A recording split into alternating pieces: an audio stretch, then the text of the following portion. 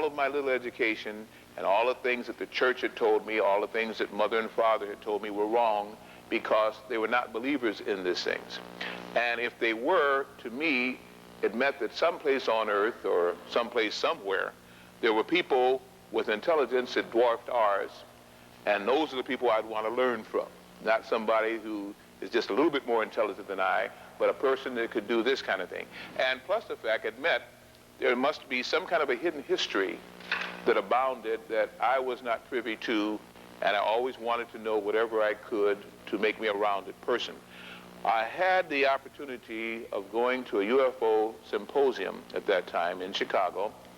It was all I could do to scrape together the money for it because I was not making a lot of money at that time. And I met a man by the name of George Adamski. George Adamski was a Polish man who was holding a seminar there. I just about crashed into his press again when he was addressing the press and doing his press forum. He lied and said, well, I know the young man is okay, or else they would have arrested me. And then we spent some 5 hours in dissertation. This man had just gotten off of a plane from Yugoslavia, interesting enough, and was over here to make, I think, about 16 principal cities. That was the first one in his entourage. To make a long story short, he answered a lot of my questions to the depth that no one else had been able to do so. And then he gave me a challenge. He said to come back the next day as part of this forum he was giving. I did come back the next day. I told him I didn't have any more money, and of course I had a girlfriend at that time and a lot of other friends, but none of them wanted to go on these forays. Through him, I met two very interesting men. They were both black men at that time. One was wearing an extreme natural, which was not the case in '60, and the other has close-cropped hair, looked like a corporate entity, if you would. And not only did they read my mind, predict the future by 15 minutes, so I didn't have to wait to see if they were truthfully able to do this or not, able to make me lose time. I lost about 10 minutes only in the time I understand. But then also gave me some answers that no other people had been able to do, and then gave me a challenge also. They said to watch the skies for the next week. I asked them, were such things as UFOs and this kind of thing, and they said, well, just watch the skies for the next week, if you would. Well, I had always watched the skies. I hadn't seen anything that was mysterious to me. That next week in the city of Chicago, I was going to University of Chicago at that time, and what they call the quads. Quads are simply the rear end of 4 student dorms and faculty dorms that face onto a plaza. Well, I saw these 3 moving objects, and they came down to no more than, I guess, 800 feet above me. If you've ever seen anything like that, you'll never forget it. And it was a close-eye view of 3 flying saucers back in 1960. It was a very interesting phenomena. I questioned myself about it, and I really didn't talk about it other than to 3 people that happened to see it with me for 10 years. I didn't because I didn't feel anybody would believe me. I really didn't feel that I could benefit from it, understanding what was happening to people that did talk about it. And all I needed was that verification to turn my life around. I really didn't care at that time whether anybody else believed it or not, because I was unbelieving until all these things happened to me. Not being a hypocrite, I had stated that if I could ever find out that these things were real, and what more than to see them or think that you saw them, and I do think that I saw them. And one, by the way, made a motion that just was, they were sitting 3 abreast, say about 800, 850 feet in the air, guesstimation. One just said, boom, it lit up, got brighter. By the way, too, as they hovered, they waved like a feather on water, or again, or on a pond or a stream. And then one got kind of bright and swooped. It was just as though it was there one time and then gone. It just showed, I can't even calculate speed. The thing was gone as far as I could see, like a flash. The second one began to make right-angle turns up and low and spun as it was doing this. It took those oscillations, I guess, about almost 6 minutes, and then went out slowly out to the other direction. In the meantime, I kept trying to look at it as it was going away back at the main one, because showing how fast one of them had gotten away from me, I didn't want the other to go before I was able to really give a keen sight to it. To make a long story short on all of this, the last one, the other one just made these right-angle turns and so on. The other one just slowly went backwards, retreated from me, went up, I don't know how far, but not too far out, but mainly away from me, showing me 3 distinct motion capabilities and aerodynamic concepts that they were able to do. With that, of course, there have been so many miracles in my life from that time on, but never have I made contact verbally with anybody else that I felt was either alien or extraterrestrial. And to me, an alien is anything that's intelligent in the cosmos. It could be a grasshopper, it could be a spider, it could be a humanoid form, whatever, as long as it's intelligent. It would definitely be alien to us. To me, extraterrestrial, and as it was explained to me, is an intelligent being that has had a liaison either on this planet or a planet like this one, and therefore can be sympathetic or empathetic to what we're going through. I have not had such a contact knowingly since. If they've been there, they haven't announced it. And all I have done is to see what has happened as a result of that, which increased psychic power with me. Just miraculous things have happened with me, and that's it. I give that as a preface because it will probably help you to better understand what I'm going to say and better understand me. Now, whether or not you are believers is not important. I'm not here to sell UFOs. I give that because it will show you the very strong conviction and the very strong eminence that changed my life around. Now, we are faced at this time with some very interesting challenges, shall we say.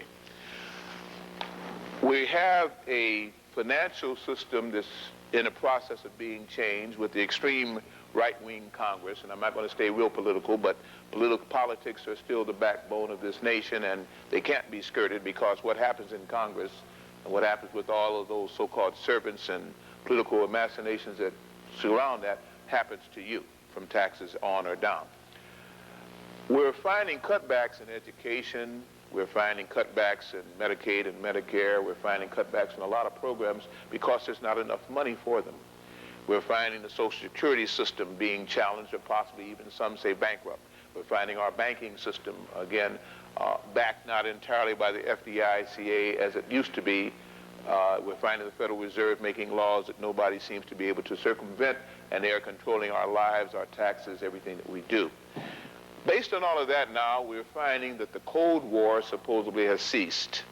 The Cold War, of course, was supposedly where we were dumping, meaning we, the United States of America, lots of money into to keep communism from usurping and taking advantage of us and usurping a democratic free form of society, a republic, if you would.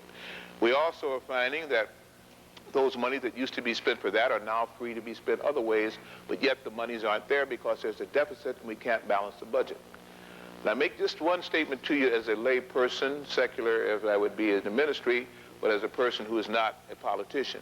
How in the world can we ever balance a budget if the Federal Reserve charges $1 for every dollar that they put into circulation? Just that alone will show you that a balanced budget is stupid and silly and should not even be questioned, because as long as $1 is being charged by an entity outside of the United States government to print the money, then it means that all money printed will have taxes on it, and that is not what a republic is supposed to have happen. But in addition to all of that, we're finding again that there are certain black projects. Now, the black projects is a clandestine, nefarious overview of having Congress not appropriate money to the Defense Department or to armed forces or any other research arm, and yet they are spending literally billions, if not trillions of dollars to research into items that are not authorized by the United States government Congress, but programs, concepts like time travel, like not the stealth bomber, but Avro cars, or the Avro plant that was blew up 60 or 59 or something like that, killing some 39 people, injuring 19, a joint project between the Canadian government and the United States government to build electromagnetic saucers all the way back there. They have projects now supposedly on the moon, projects on Mars, projects in time travel. And again, if you hear about the Philadelphia experiment, which I think has made movie history by being constantly circulated over 40 years' time, and about the Montauk project, then you can understand that there are a lot of things going on that are not being corporately funded, not being funded by the government, but still in all are receiving monies. You hear nefarious things about drugs and the people, and especially the inner city youth in about 164 major cities that are drug users, and that the drug thing must be stopped. How can the drug thing be stopped when the government seemingly sanctions it, or cannot find out what everybody on any city blocks knows, where the local pusher is? To put people in jail who consume it and not people who bring it in is ridiculous. If I went on to point out all the things that the United States is guilty of, you'd all end there either crying or hating me for telling the truth. I'll say all you have to do is read certain books, A Higher Form of Killing. Waxman and Paxman came out of England. Read again about the poison needle, Eustace Mullins. Just read about the nefarious things that are being done by this country, not by the citizens. Because I find whether black, white, yellow, or brown, most citizens are not aware of this. And those that do seem to know about it talk about it in hushed terms about why is this happening. It's as though we're led by a force or by someone who just is intent on being bad, negative, and no good. Now, if that's trite, then understand that triteness is the basis for goodness. Because when we are children and are not so conformed and brainwashed, we understand right and wrong. We understand basic things we should not do. Then we're told either we can get away with it or we're told it's not bad, and therefore those minds now being sublimated now follow on this new type of teaching authority. Used to be moral authority rested in the church, and non-secular authority rested in the institutions of higher learning. I often wonder what institutions of higher learning are now teaching, because to me they're professing things now that only seem to get us in trouble. The true research scientists, it comes up with cures for cancers, comes up with cures for AIDS or proffers those. Their laboratories are bombed. Their papers are, sometimes they're in prison, again, like in the case of Wilhelm Reich. It just goes on and on. So I'm saying this. In case you wonder why some of the things that I'm going to get into tonight may be happening or may happen, look no further than your own mirror. Either you've allowed this to happen because you think it's funny, or because of naivety, or you know others that you should correct and you're afraid to approach them because they might hurt you, or you have no soul yourself about what is right and wrong. Everybody that allows things to go on that should not go on, for either fear of safety of self, or for naivety, or for money profit, therefore has to pay when the chips come down. We've done a lot of wrong here. This country is far from being not guilty of a number of terrible, what can I say, just terrible things, we'll leave it like that. At the same time, there are far worse countries and far worse regimes that run those countries. But now, with what is called the New World Order, these things are being amalgamated. The good now becomes the bad, and the bad becomes the not so bad. Things can now be allowed as long as this one rule can come under the guidance now of the government forms that will let one world exist, one means of distribution, manufacture, one means of production, and one world card. Because the end result of the New World Order is to have one world card, no money systems, all monetary systems obfuscated. We are finding now that there are old plagues that are now coming around to become new scourges. They talk about Lambia Guardia, or Guardia Lambia. They talk about Ebola. They're talking about, again, and I have a quote from this paper here, if I can find it. I think they call it the Bedigay or Degay, a new disease coming out of Mexico, out of the Mato Grosso, where they're cutting down the trees. They have viruses of all sorts, and of course the AIDS pandemic not only threatens blacks, but it threatens not only homosexuals, but it threatens heterosexual people from all walks of life. We're finding again that the ozone, the hole that supposedly started over one of the poles of the United States, of the world, has now spread not only over the United States, but over almost all major continents. This hole in the ozone allows ultraviolet UF rays to come through, which are very detrimental to people who have very little skin pigmentation, as well as to people who have a lot of skin pigmentation. What this is causing is melanomas and carcinomas, melanomas of the skin, carcinomas and leukemias of the blood. It is causing the body, which is not able to take in this new ultraviolet energy, this new energy rays, to burn, to fry. It causes, again, an imbalance within the glandular systems against the things that are secreted. It causes, again, as I say, the blood to become toxic. And once we reach a crisis of toxemia, disease and imbalance always sets in. We have as though the planet was actually turning on us. They found that at Chernobyl, and I don't think there's anyone in here that has not heard of Chernobyl, again, that gaseous cloud, whatever it was made up of, drifted away. And there are reports of devastating things that this cloud, which is not completely dissipated, is still able to do. Of course, the Russian government denies that, Interpol denies that, and the United States the UN scientific community only gives lip service to it and not before the public press, which never repeats the idea that some atomic cloud could maybe be drifting over, causing all kind of devastation. They're finding, of course, now that on the moon, where they supposedly spent 15 trips to, and I doubt that very seriously, that they have found pyramids on the moon. They don't talk about it. They found round dome structures on the moon. They found an OB-17 bomber on the moon. They find corpses of what looks like human people, again, on the moon. They found, even with Virgil Grissom and many of the other astronauts, Neil Armstrong, and so, that reported that they had been paced and had seen UFOs or some type of unidentified flight objects, not only on the surface of the moon, but pacing them on their journeys to the moon when they actually went.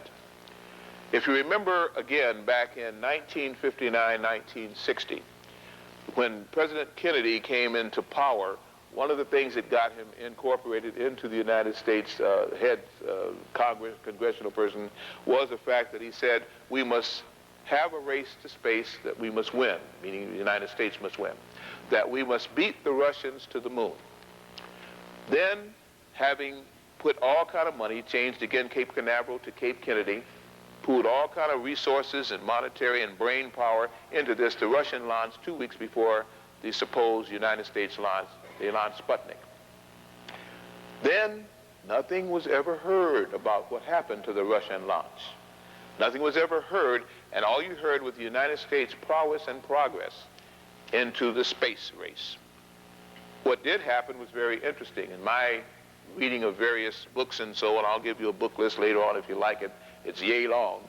But at any rate, was that a female by the name of Yuri someone, being one of the cosmonauts, had stated that the Russian launch was blasted out of the sky by an electrical beam, possibly what they now call a beam weapon. I have no idea.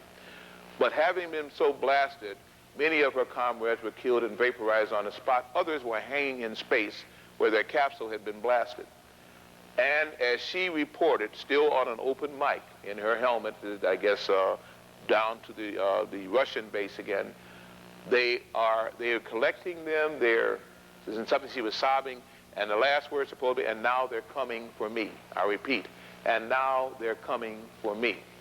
Now this would make me feel, being a layperson and being ignorant and not able to have the deviousness of some of the newspaper reporters and AP and so on like this, that this woman had been blasted out of her spaceship by something in the sky or from the earth, and that whatever it was able to now transverse space and pick up her hanging in the air in space comrades and herself. One thing is very interesting. After that, Russia stopped so much the race for space and in space and started getting into metaphysical research. They used to talk about secret projects behind the Iron Curtain, psychic projects behind the Iron Curtain. Uri Geller pops up again, and many other people who were supposedly able to use telekinesis by moving objects, mind control, teleportation possibly they talked about. Many of the things that are now what we see on the TV screens and in the movies, what we call New Age projects, they started back there in the 60s and in the 70s. There was said that Brawatunchek and another place, somebody may help me with, another big Russian city, as late as the 70s and 80s had UFO landings there, both in a theme park and also near the Russian embassy in Prague, per se. There supposedly have been a lot of so-called alien contact with the United States. Rumors had been that Eisenhower, rumors had been that Truman had all had UFO contacts, and also personnel that supposedly had driven these ships. Landings supposedly at Edwards Air Force Base, at Lackland Air Force Base, a couple of the other ones again out in California here.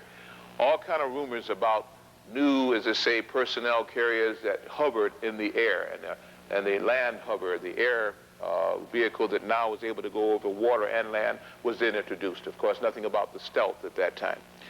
It's been said that many people have been abducted on Earth. I don't think you can turn on your TVs now for one solid week without hearing about some UFO abduction, either supposedly in a fictionalized drama or the X-Files or Extraordinaire or whatever again. We're seemingly now blessed or plagued with everything about Deep Space Nine, about Star Wars 5030, about Star Wars this and that. Everything now is about space, about aliens, about new inventions, about dimensional frequencies, about life on other worlds and in our solar system. Why? To me, it's because we're being prepared for something. I don't think that all those billions of dollars on network TV are sent up there for nothing.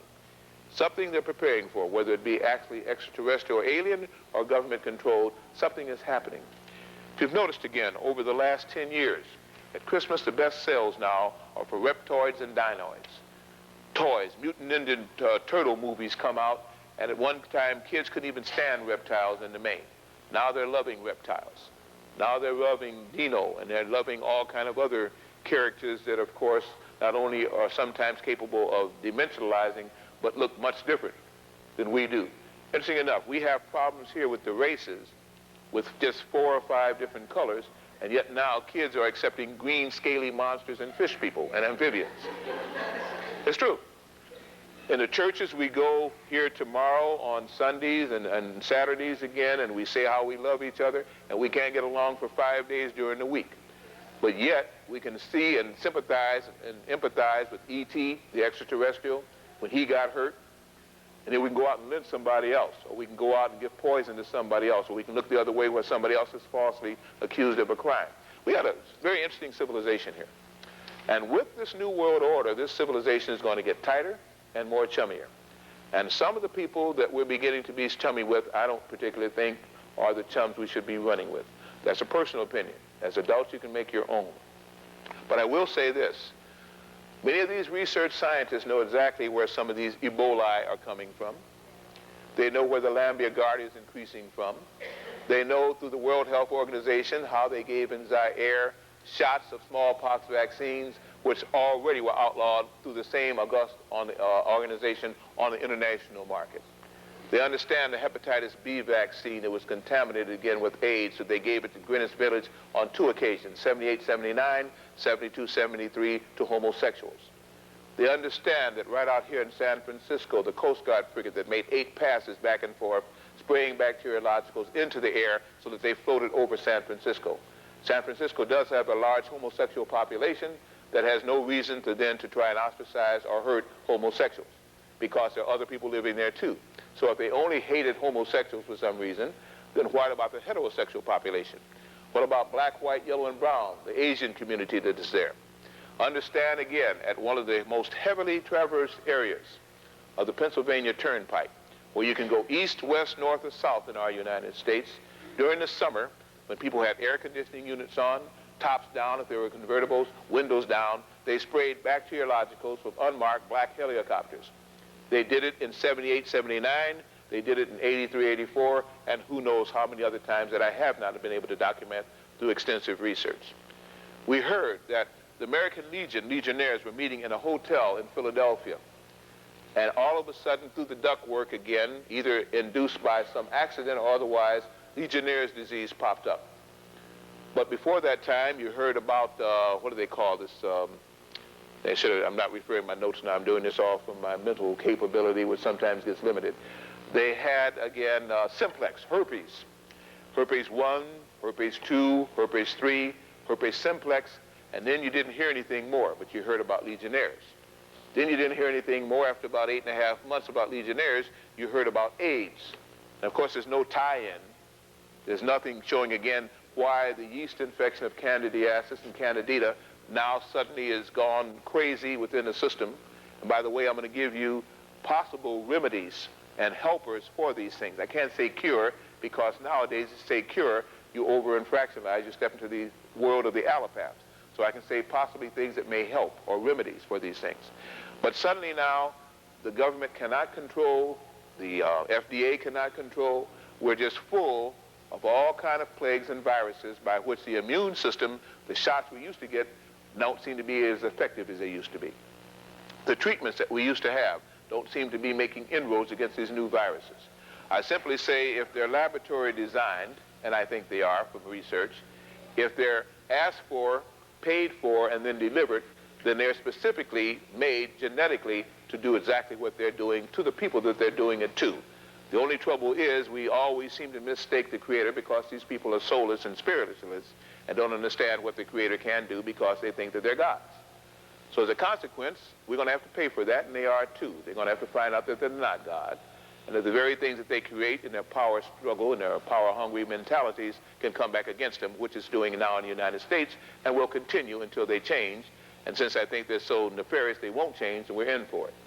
Let me again just read you part of an article here. It says, "Old New Plagues, a Latin Scourge." It's not just a Latino scourge, it is now a United States scourge. I'm going to just briefly jump through this.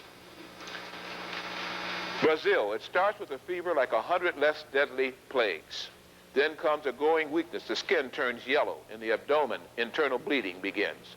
Soon blood pours from the body, through the eyes, and in the endless black vomit. In 9 out of 10 cases, the liver dissolves and the victim dies. No, it's not Ebola. It's Labria black fever. Just one of a half-dozen deadly and little understood viral diseases emerging from the rainforest of Latin America. They were told that those rainforests are one of our chief ways of oxygenating the Western Hemisphere. They don't care. They needed more hotels. Half the hotels they have now are seasonal, and because of the typhoons and hurricanes, they're still losing tourists. But now you have to tear down some more. Let me go on with this one again to show if you could even look through this or what you would do given that kind of power. These power-mad people don't seem to give a you-know-what. Let's go on with this again. People all the time are going into the jungle and coming back with strange fevers no one knows about, said Betsy Duary Thatcher, malaria specialist at Brazil's National Institute for Amazon Research in Manaus. If we started looking for them, we could isolate a new variety every week. A new variety every week. Viruses are the unknown frontier. I go on again. Perhaps never has the battle against disease looked so bleak as it does right now in Latin America and in the third world in general. New diseases are appearing at a frightening pace, researchers say. Even more disturbing, old scourges, once thought relegated to history, are making a comeback, particularly in Latin America. Tuberculosis is one of the things that they talk about. Malaria is another one that they talk about. Plasmodium, what is this? Plasmodium juspartum parasite. Okay, and one of these Latin things, it simply means a parasite that can stay on mosquitoes, can stay on flies, tsetse flies, can stay on bees. It's also being brought back to people. Worms and other things are carrying it, if you would. In Nicaragua and Honduras, a mystery illness characterized by chills, fever, and severe bleeding in the lungs has been tentatively identified as I.S. parasitic, an animal disease contracted through contact with animal waste. The outbreak has killed 16 people and sickened more than 2,000 in the two countries over the last 2 months alone. A similar outbreak in Brazil killed more than 40 people and injured more than 3,500. This goes on, and then finally I want to just go over, if I can, some of these other names that they gave for it. Cholera. Oh, please hear this one, according to this article. Human migration also has contributed to the spread of disease, cholera, unknown in Latin America until 1991.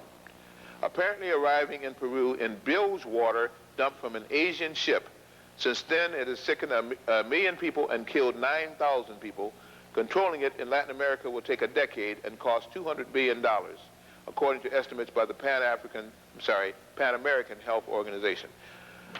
I have this article. Some of you may have received it. I tried to run off enough to have it passed out again. What I'm saying to you is that we've got a problem not only with viruses that I think were man-made, but viruses because of greed and a lack of respect for the planet are now being released from the tundra, from areas that to me were not necessary to enroach at this time because we were already having settled in all the land already available to our country, if you would, and to the world. Drive sometime from an urban city, such as Portland. Take a rural highway. You have miles and miles and miles of areas that could be developed.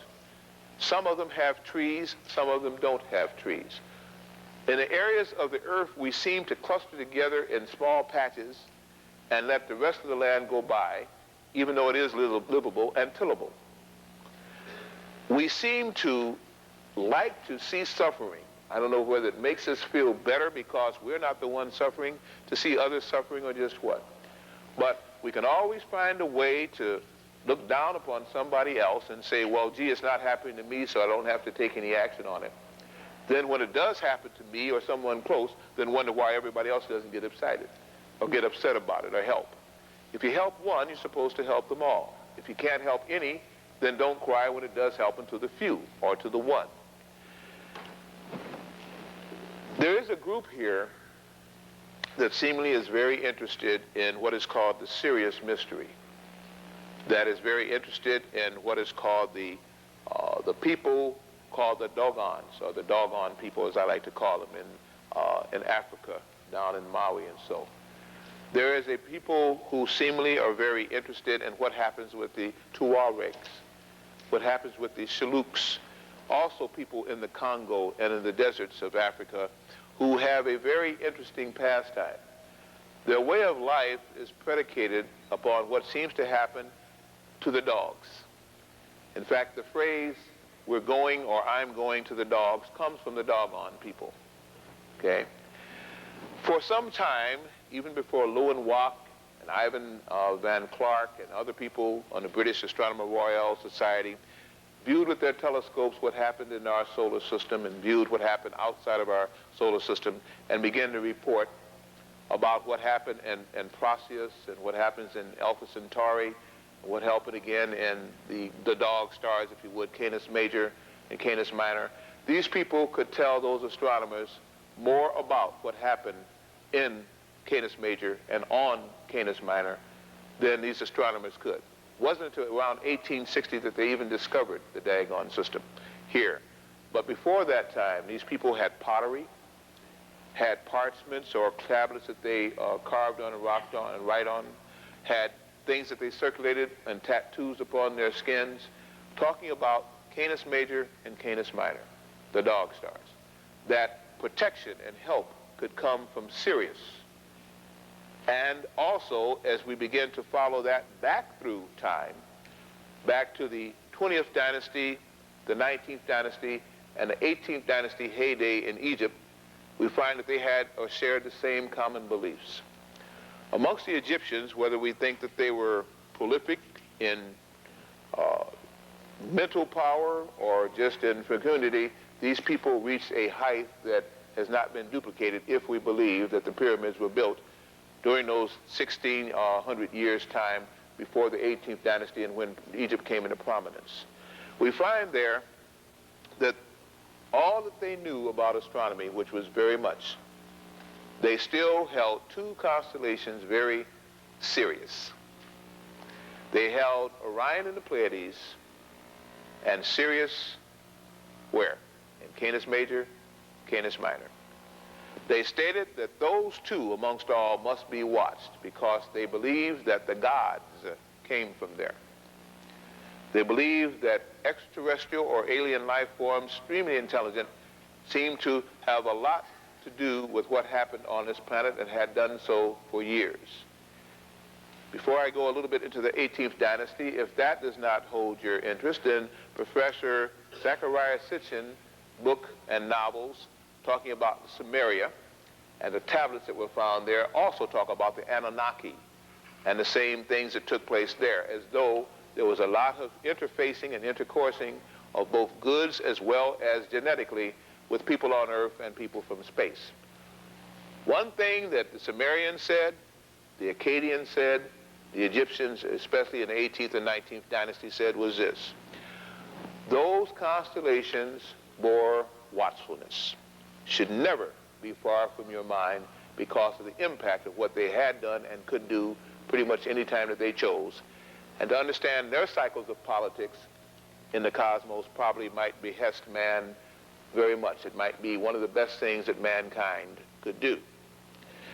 They stated that, and I paraphrase, that Orion in the Pleiades was referred to as Sahil, the foolish, the hunter, always looking for the souls of man and the sublimation of mind's man to turn him away from goodness. They stated that Sirius, Canis Major, was where the dogs, the protectors, were that had a deep interest in what happened on earth and were always trying to help man if man could begin to turn back from the path he had chosen back to where he had seemingly started from. Now, I don't know if any of that is true. I'm not sure whether any of you even are interested in it, but I will say it interests me.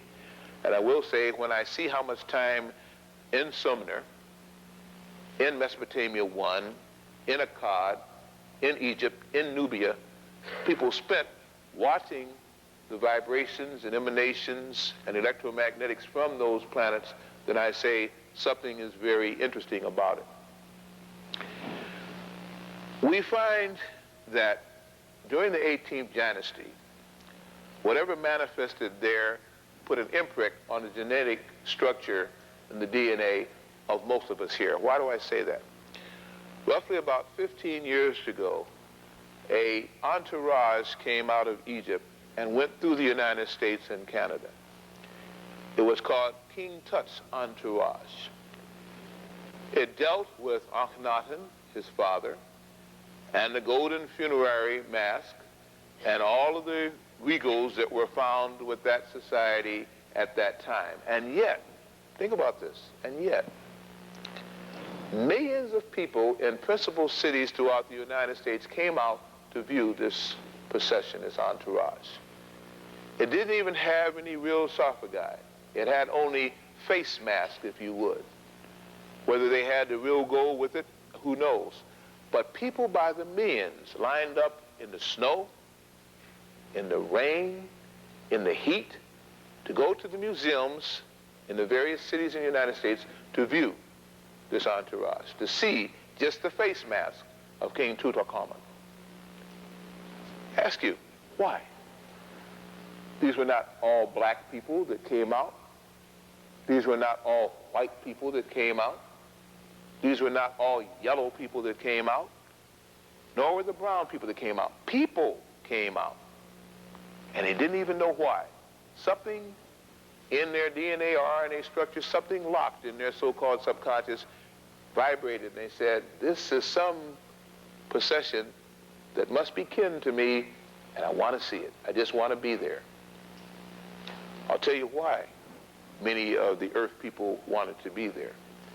Because it was the last time on our earth, in even recent history, that the people who had the bloodline of the gods were able to reign upon earth.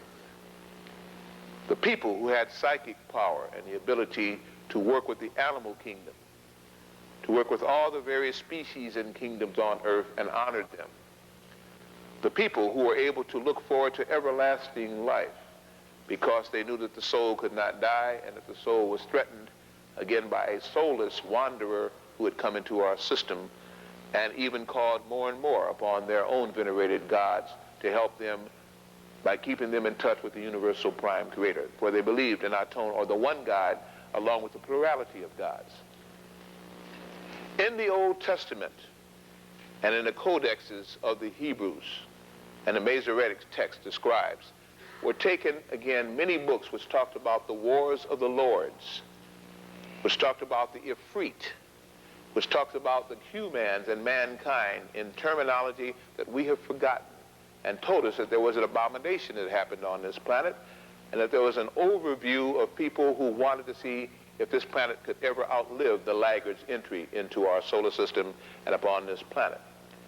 And euphemized in the 18th dynasty, under Queen Tai, Queen Mu, again, Akhenaten, Nefertiti, and of course, Tutankhamun, the boy king, was the last time when these long heads, and this is why many of the Egyptologists and studiers of petroglyph and hieroglyphic writing and these so-called researchers state again that they were stylized drawings from a time when Egypt fell. They were not stylized drawings. That's the way these people's heads were. They had long heads, much like the ancient Assyrians had long heads, and the Syrians had long heads.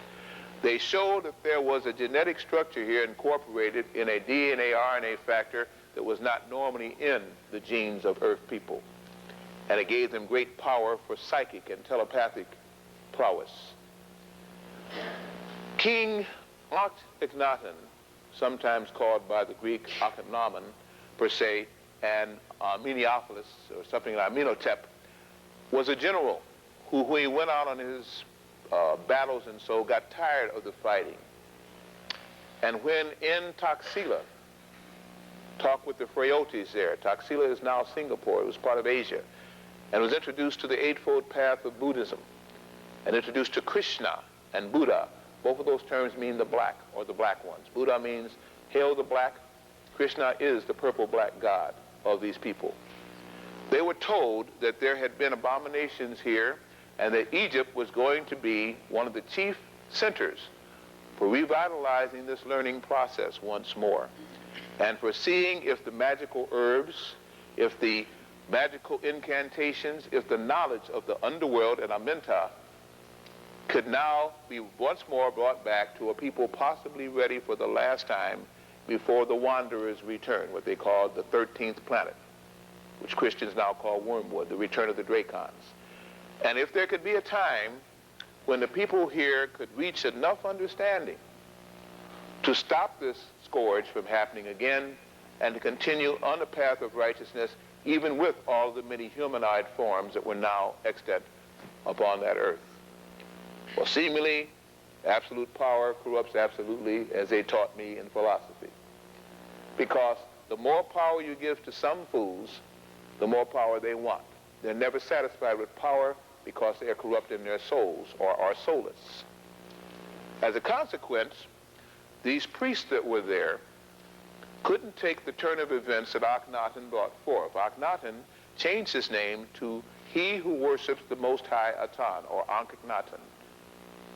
Ankh being now a scepter, meaning heralding or relegating, and Atan being the Most High.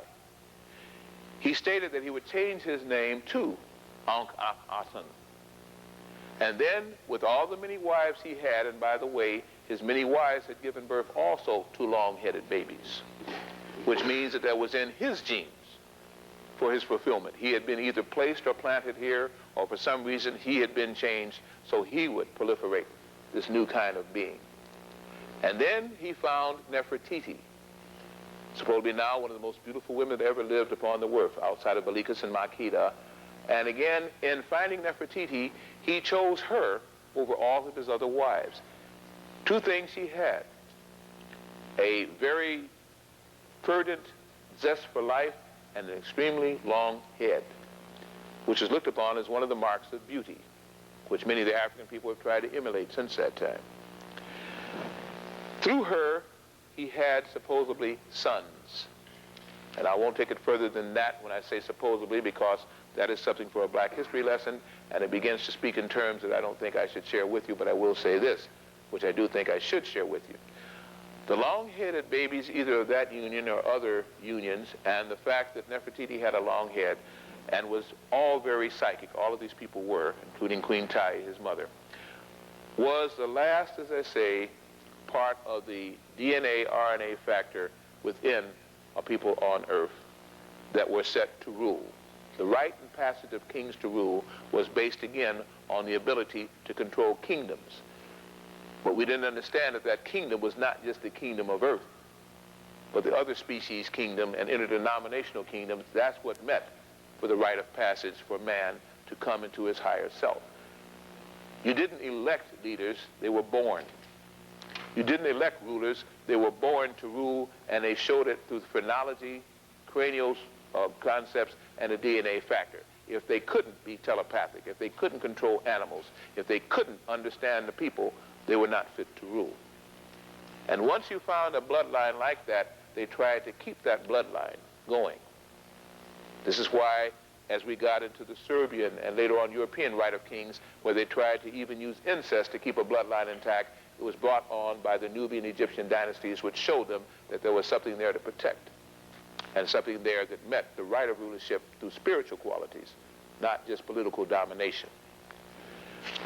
Once Akhenaten had reached his height, he retreated from the warring world and from the so-called social world and did lots of meditations and began to call upon the gods, as it was said. So much so that Nefertiti began to fear for his life, because understanding the power-mad priest at that time, realized that if he was not a strong ruler and could not maintain an army, that they probably would usurp his power and probably just finally overthrow him. Well, she spoke better than she thought, because in her zeal and fear, she conspired with the priest of Amun, and he was poisoned, roughly around 39 years old at his death. However, they had the son, the boy king, Tutankhamun, and he died between 18 and 19, also poisoned. And one of the curses of that dynasty is that we don't even understand the real names of those people in that dynasty.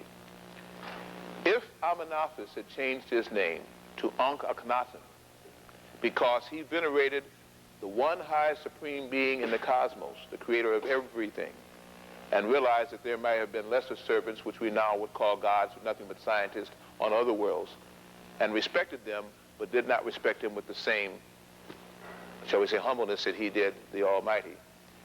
And he took the time to change his name to Ankh-Akhenaten.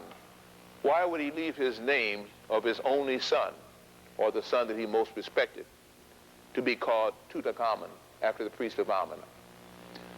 In the unity of early Egypt, Amun-Ra, Ra, the Most High Sun God, and Amun from the Nubian dynasty, and there was a great battle that was fought between I can't think of the guy's name now, Memphis or so on and so forth, and somebody else that represented Nubia. Why would he then have his son be called Tutak, what? Amun.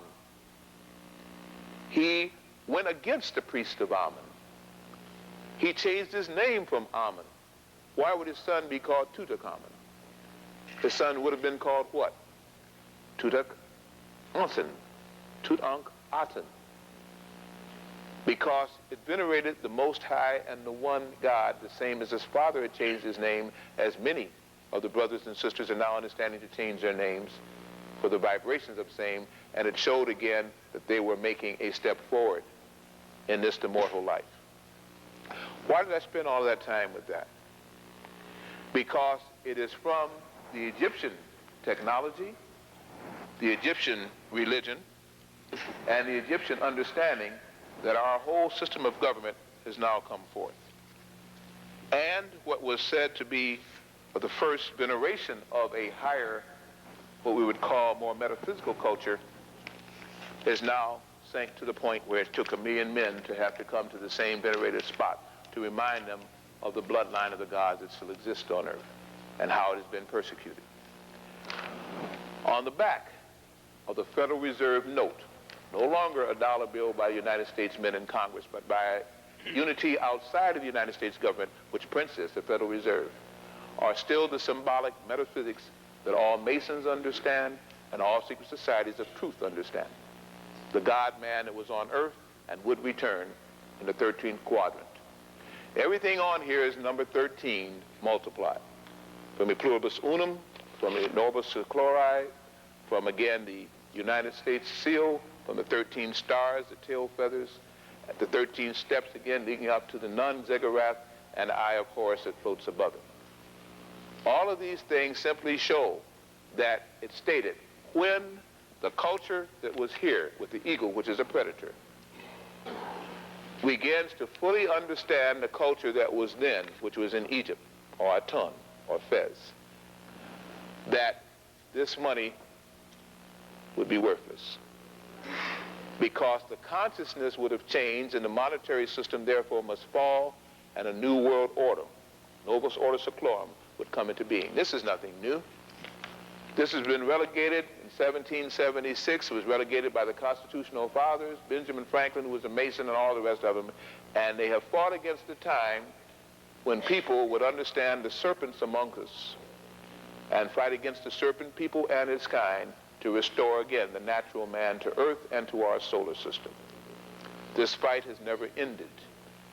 From the garden where the serpent was relegated to one who made Eve eat an apple, this understanding that this was 3 races separated from the underworld, the overworld, and the place in between, the surface of earth, relegated to fairy tales that children only believe, and now many Christians do. I am not denouncing Christianity. I am a minister of the Christian faith. I'm saying it's time for foolishness to go and for adulthood to come.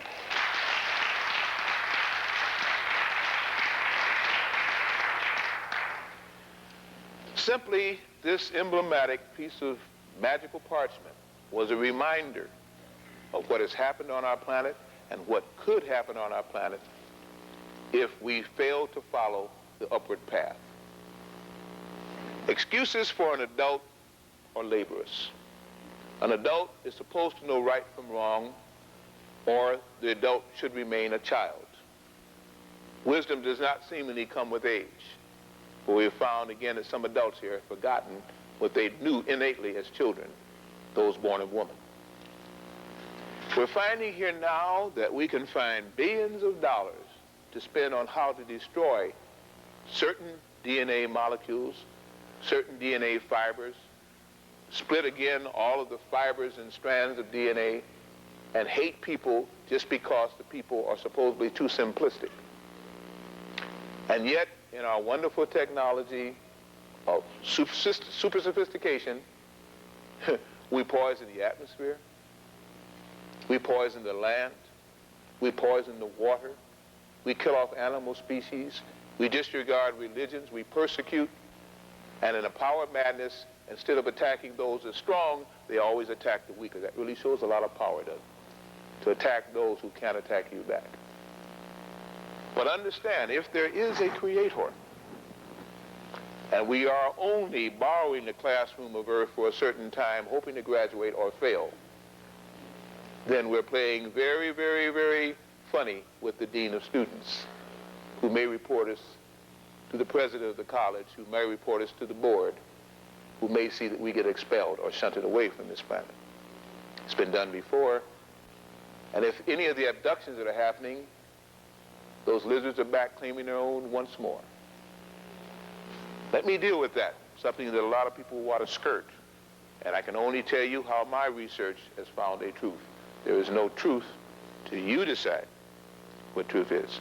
For you must find your own truth. But I will give you things that may lead to an inflection or to a way of helping you form that truth. We're hearing on radio, we're seeing on television, we're seeing in the movies about what is called abductions.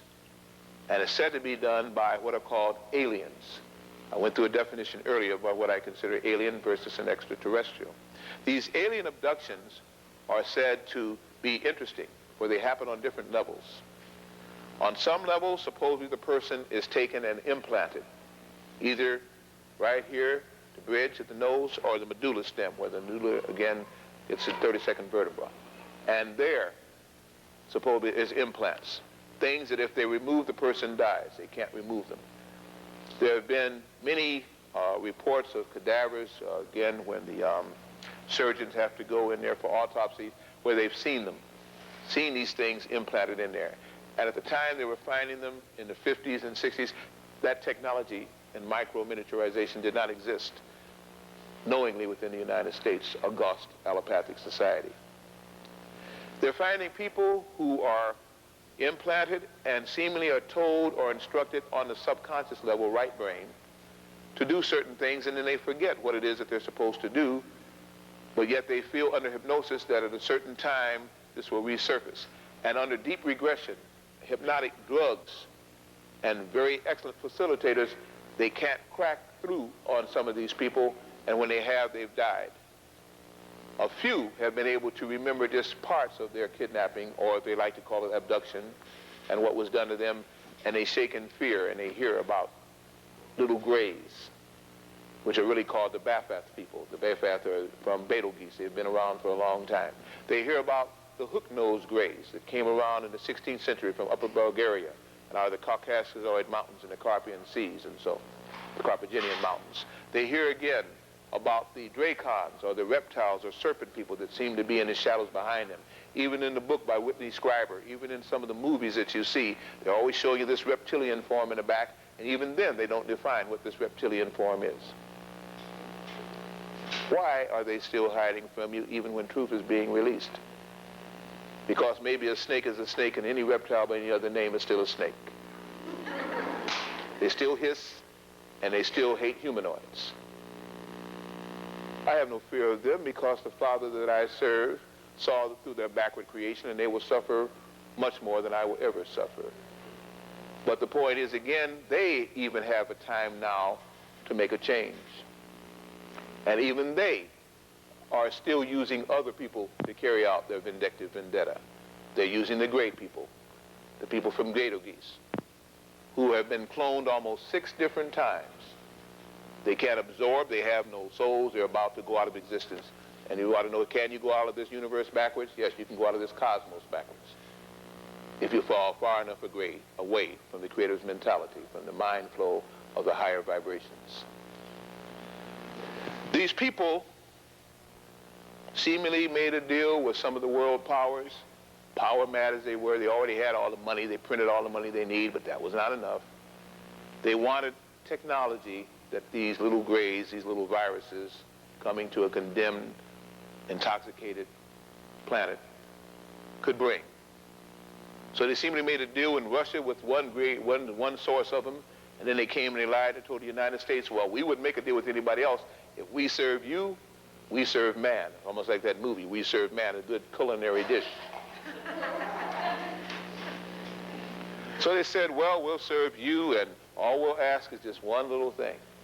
From time to time, we're going to take away some of your citizens. We're going to make them better because we're going to implant them. And plus, we've tagged them like you tag your animals now anyway. And we want to follow on this developing experiment, which has been going on now for literally 1,000,000 years. And in turn, we will give you some of the best technology to help you go forward, to be able to hold it against your enemies and be able to make them tremble before you. And plus, just to let you get into what is called free space and teach you how to go from planet to planet. Well, the power-mad people bought it.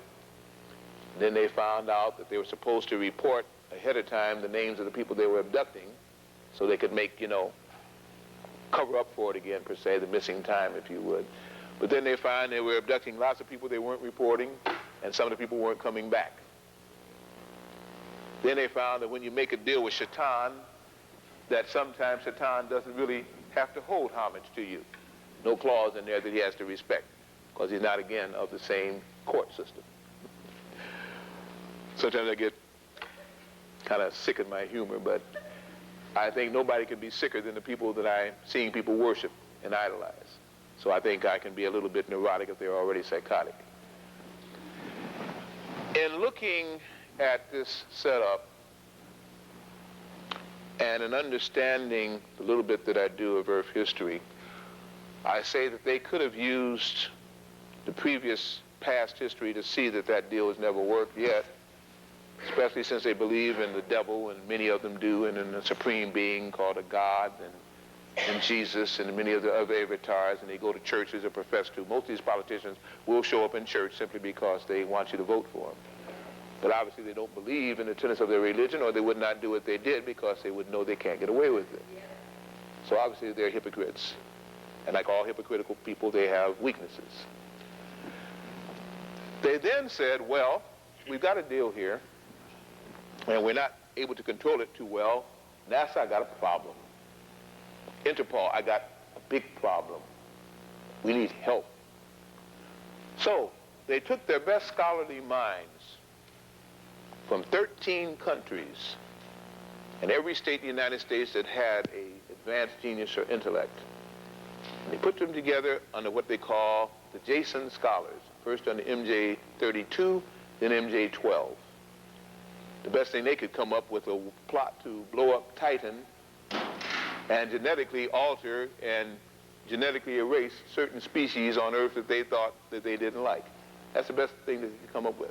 They came up with a lot of other thoughts and consciousnesses, but they exacted those too. When it came down to what they could do with the alien scourge here that seemingly lives 30 miles down inside our Earth, not only at Dulce and at Area 51, at Lackland, at Edwards Air Force Base, at Lower Saskatchewan, and many other places.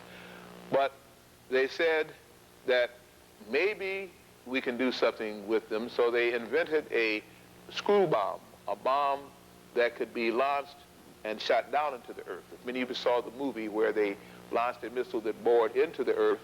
Later on, it exploded a magna layer, and we had almost the end of the earth. I forget what that movie was.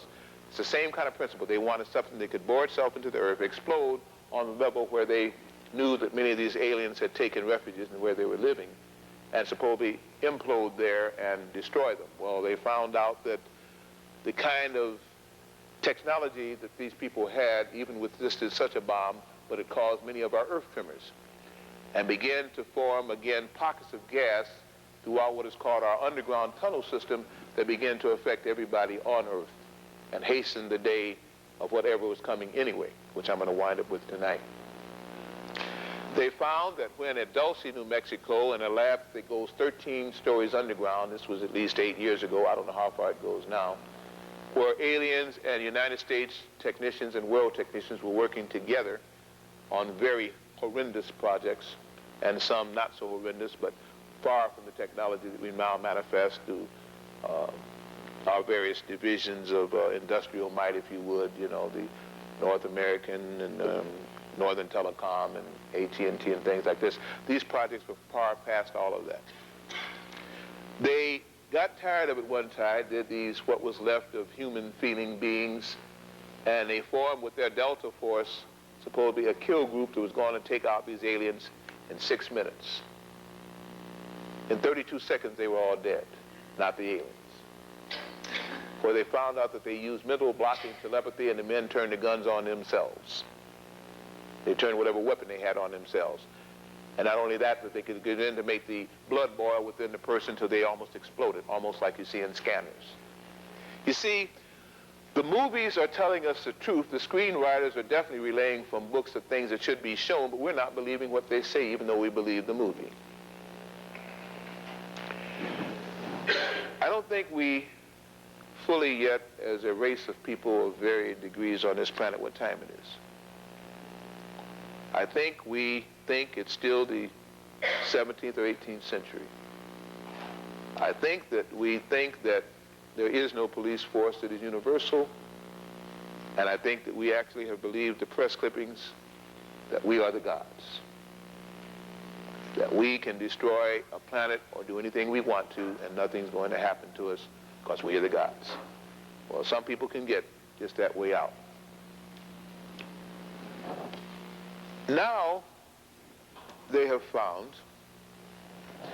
that there seems to have been a civilization on Mars that still exists inside,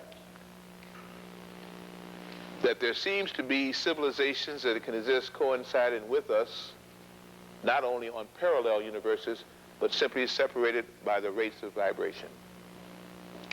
That interdimensionality, interdimensionalness, is only a matter of raising frequency, and then you find yourself in an entirely different life form existence. That we're delicately balanced by the Almighty Creator, believe in Him or her or not, and that if you begin without permission to interfere with that delicate balance, you pay the piper. You pay the penalty. Many people who have power made a pact with these little viruses, which are called the little grays, not understanding that they served another master. That master was very negative to what was created in the solar system in the form of the planet Saros, Shan, Terra, Earth. That to hold this planet back with the various experiments that went on here and the various life forms that had been genetically mutated here to see if species could interface and live in peace if they had souls, was to set up a call for the gods to come back, the gods that had first seen that Earth was worth all the tears and all of the planning that had been done to set us in this system, which was supposed to be part of Sirius, Procyon. The Pleiadians in Orion, serving again a reptile master through what is called the Unholy Six, sought to use mind control to stop the great experiment that was on, in, and around the planet Earth. And they felt that since this could be a place of double promotion and triple promotion, a place of advanced concepts where people could become gods almost overnight. In other words, 500 years is nothing in the eye of the time of the Creator. That if they could interfere with this great experiment, if they could do something to hold it back, that the negative force of the tree of life, the Kabbalah that they served, could set forth more demons in a backward way away from the Creator. And so they set, first of all, with the power mad, with those who were not content with being in balance with self, to see if they could deviate them, to have them follow them. And seemingly they were successful. But now the tide has turned. At the end of 1959, our sun changed from a step-down transformer to a direct emitter. It took energy from the various big cosmic suns and relayed it directly to Earth instead of stepping it down for the Earth people. It made the vibrations here and the electromagnetic fields of Earth here change. One of the things that the Dracon or Serpent people had done was to set up an electrical field around Earth which had at one time only a magnetic field. This electrical field causes us to pulse in and out, to vary our frequencies, and to fall lower in vibration from time to time than we should. All machinery that uses electricity uses, as Tesla pointed out, a variable current, highs and lows, alternating current. And the alternations of which, when it is low on the electrical spectrum, cause us to fall from the higher type of energies that we really want. A true magnetic field keeps you stable, keeps a static, not oscillating wave, and lets people begin to mature and progress. How they did it, I won't go into that, but it's not that hard what they did if you understand electromagnetics. Now, our sun, since 1959, is putting forth energy from Arcturus and Procyon and Alcyon and all the star systems behind it, and relaying the energy directly from Havana, the central universe, directly to us. And now it means the magnetic field of Earth is restabilizing. New energies are flowing into Earth at an unprecedented degree. Background radiation, which is called by the so-called geophysicists and astrophysicists, is streaming into Earth. Ultraviolet rays and X-rays that can mutate, anode cathode ray bombardment that can alter things, are stepping up, and cells are mutating.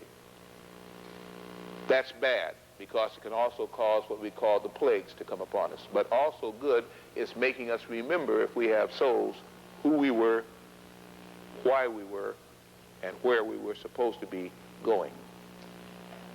It's revving up old latent DNA and RNA matter in that right brain.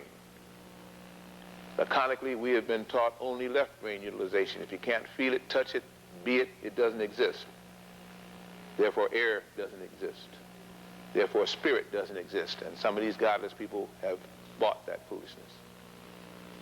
Since some haven't, the planet is going to be turned over to those that still believe in a spiritual being and can match those frequencies by altering their brain waves and later on their physical apparatus.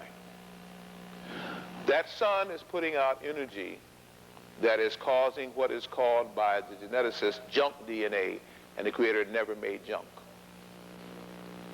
to recombatant and reunite. It's causing people to become now more psychic. Intuitive females are now becoming psychic females.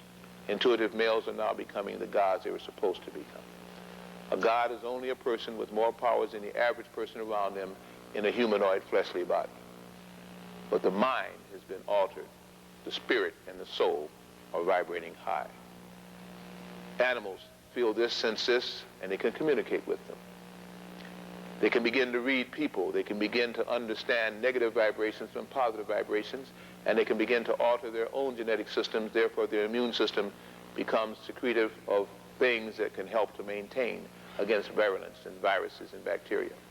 Inventions are then made during this time to sustain people even against the plague of AIDS and candidiasis and so. The molecular structure of the air changes, again, from ozone, which shows that there's always something wrong and imbalance there, to pure oxygen, which kills off any anaerobic bacteria, which all of these viruses fall under the heading of. They're anaerobic. It's just that simple. Raise your vibrations in your blood, take in the new vibrations, and all those things that are not in the Creator's path, not on the Creator's vibrations, cease to exist, including human forms. Viruses always are the first to go. But before they go, in that little codicil between one vibration and another, they always manifest the most, and this is why the plagues are back. Some of these warp-minded genetic scientists think that they are created them. They're given the power to create only to fulfill prophecy, and they will fall victims of their own Frankenstein monster. In terminating and in turning over to Q's and A's from you, let me just say, in Chicago yesterday, people there saw a double moon. Some people saw 4 moons in the sky. Now, I don't know if it's made the press here or not, but it was all over the communities, whether or not the press even reported it. In the 6-day war, Egyptian tankers climbed out of their tanks and surrendered to 6 Israeli tanks and some Jeep-mounted 50 caliber machine guns, and nobody could understand why. Holograms are now being used to bring about and fulfill prophecy. I repeat, holograms are being used, will be used now to deceive people even fuller. At the same time, when the universe through the cosmos and the Creator is actually changing. People will now feel and see prophecy being fulfilled, but it will only be government holograms. Whatever a religious denomination wants to see, if there's enough people, they will let them see it. And they will follow those false gods and dictates wherever those politicians lead. But in the midst of all of that is the great change that is actually happening on our planet. The great change of the new vibrations that are sweeping over every state in America and every country and nation on this planet, because people must decide. It will not be a matter of, I didn't know better and therefore spare me. Yes, people will ask for mercy when they're judged, because justice will make most of us go to pot. We need mercy, not justice. At the same time as people are turning and searching for the new Creator, will be this false Creator coming back in the form again of New World Order technology. But as the molecules of oxygen stabilize on this planet, all the powers that everybody ever wanted will return to them. As the molecules of oxygen raise their vibrations to the magnetic field of this earth, everybody who is sick will get well, and everybody who cannot adjust will get sick. The earthquakes, the tidal waves, the droughts, the plagues are here because people could not and would not turn from the falseness to the truth. Those of you that can feel it and understand what I'm saying is at least 98% true, then can vibrate with that. You think you understand as I do. Those of you who feel that what you've heard has been foolish, that can see no practicality in it, that is also your judgment. You serve and follow whoever you would. But I say it's a time of choice. It's a time of mass. It's a time of, again, the left brain giving out and the right brain settling in. And I want to end it before I turn it over for questions and answers with a poem. I am somewhat of a poet. Some of it's good, some of it's not so good. You have to determine whether this is one or the other. O magnificent beast, and it's called simply Hugh-Man. O magnificent beast of this strange, enchanted land, you roam your asphalt jungle clothed in skin that we call man. Insensitive, incredulous, incongruous to all of God's created works that you find both large and small.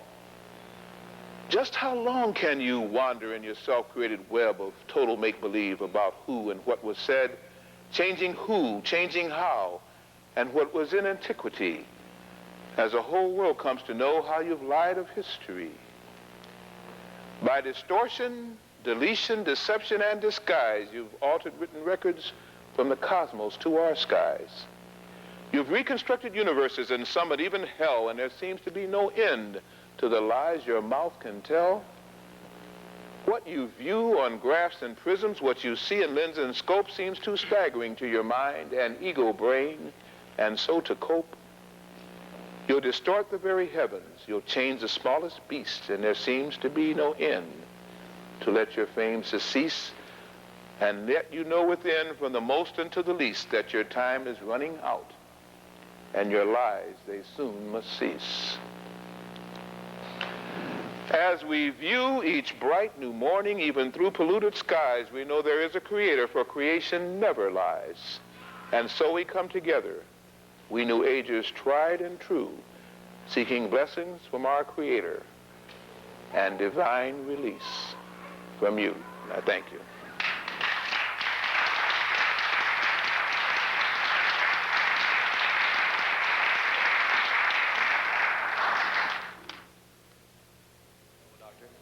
How are you? Are you familiar with the book Fingerprints of the Gods by Graham Hancock? I'm sorry, Fingerprints of the Gods by whom? Graham Hancock? No, I'm not. Are you familiar with the idea of man pre-existing before the Ice Age at a high development? Yes. The dates of May 5th, the year 2000, you were talking about the electrical alignment of the Earth and how the planets are going to line up at that precise time. Do you think there will be some kind of cataclysm at that point? Well, I've heard the date given from the 2nd to the 4th, and now, of course, the 5th. Some are even given the 12th, 2012. I think that sometime in our chronology, there will be alignment of the planets. Our planet will be the only one in opposition to all of the 12 other planets in our solar system, including the Triskaidekaphobia, the returning 13th one. And I think at that time that the pull on Earth will be such that it will either be destroyed, and I don't think this planet's going to be destroyed. I think it's just going to cause a lot of souls to just be shunted away. It's going to cause great cataclysms. It's going to cause a frequency change, as far as I believe. Are you familiar with the Mayan or terminology about 2012, the ending of the fifth sun? Yes. And what are your comments on that?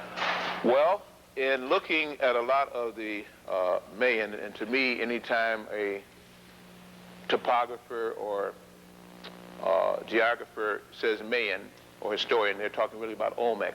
They just won't use the word Olmec. That the Olmecians knew of the order of the serpents that was coming again here, and that the Mayan calendar, as they call it, the Olmecan calendar, dealt with the Sirius son of Procyon and the orbits of Venus, as they stated. But Venus was only one of the protectorates of the Sirius system of Procyon, Canis B, Canis Major, and Canis B. And that, to me, it's a fulfillment of prophecy. It's a time for those souls who still left here that had the bloodline of the gods to come into their own, and a time for Earth to take on a new vibration, complete this vibration. Thank you. You're welcome. Hello, Dr. Blair. My name is James. How are you? October 16th of this year, I had the opportunity to go to the Million Man March. And the spirit that I felt at that march, to me, it signified a change that is about to happen. I don't know if it was just for melanin people or not, but I would like to know what your views were about the march. What my feelings were, I didn't understand the last part of your phrase. Right. What my feelings were about the march? Right. Well, appreciate your going there. My feeling is, and our group did what we could to protect them metaphysically, because they had given 10.5 months for a very nefarious people in general, and specifically certain Delta Command, to really act against them. That area there is a very interesting area, to say the least. All of Washington is honeycombed with tunnels and caves and everything else. And particularly at that mall and the reflecting ponds that lead from the Washington Memorial and Lincoln, what they call it there, the obelisk there, to the chambers of the Congress, is just honeycombed. They have what they call psionic and psychotronic machinery, psychotic devices, They have used ELF prolifically throughout the world and could have turned it on those men there. It's a very dangerous time. But it was a time when those men raised their vibrations and consciousness. If you remember there, the Crips in the blood even changed colors. Now, those who understand gang terminology, this was two of the most nefarious gangs in the black sections of Washington, D.C. They came together and grew hands. These men stood for 18 all the way to 2 hours and didn't move. The rains that came before that day ceased that morning and started after they left. These were a terminal time for the United States to remember where it had fallen from, reminding of its melanated carriers of the word, and to stop the falseness. Now, whatever they intended to do covertly, and maybe some of the really hostile, overt acts that are capable of being done by those who have little consciousness, it didn't happen. 4, even the wind gods, the elements, understood when vibrations were raised and understood that this was a turning point. Things were so still there, just amazing, per se, if you would. It was the last warning for the United States government, if it still has representatives of the people and for the people, to take a stand. Instead, we're still following right-wing dictates that everybody knows are wrong. Of course, they can't balance a budget, and they still have pensions that they're denying the aged who have worked hard for them here. As long as a corrupt government leads the people will fall away from the government. Thus, you'll have to have more armies, more nefarious ways of destroying people, and the planetary regime will destroy the planet or destroy those forces even quicker. They're bringing on the destruction of the last vestige of republicanism. And I don't mean republicanism by a party, I mean of a right to rule of the people, the true Republican, the true Democrat. Free people, free choices. If that is not honored, and Bosnia, and the fact that they're about to send troops over there shows it's not going to be honored, because there's 150,000 foreign troops now in the United States. Never before has an invading army not had to invade. They have that much manpower here, not even again from the time of War of England. And with the Olympics, you're going to see a lot of changes here. They're all going to be bad, because the evil must always be shown for what it is before people will actually turn for righteousness. So I think that that was a turning point in the history when 2 million or more black men came together in peace. Not 400,000, even they had to lie about that. Some people just can't tell truth anymore. So as a consequence, if you lie to yourself, you can lie to anybody, and if you lie to yourself, your soul is threatened, and they set up their own destruction. I think it was a turning point that all of us should really remember, because it happened in our lifetimes. Thank you.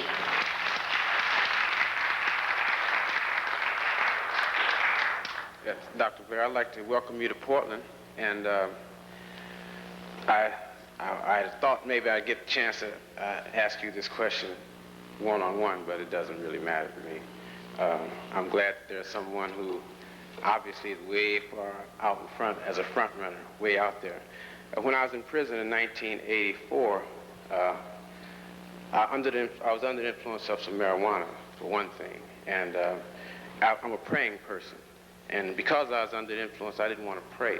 But I had been looking at this picture that somebody had sent me of a pyramid. And things started making a lot of sense to me. And I thought it was probably a period of time, maybe 2 hours. But later on, I found out it was just a matter of minutes. And all this information that started making connections started leading to that same one thing, that was God. And because I was so grateful for this information, I felt like I was wanted to pray, but I said, no, I'll wait, because I was under influence.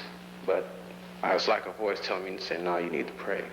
I wouldn't do it for about 5 minutes, and then finally, I was like forced to pray.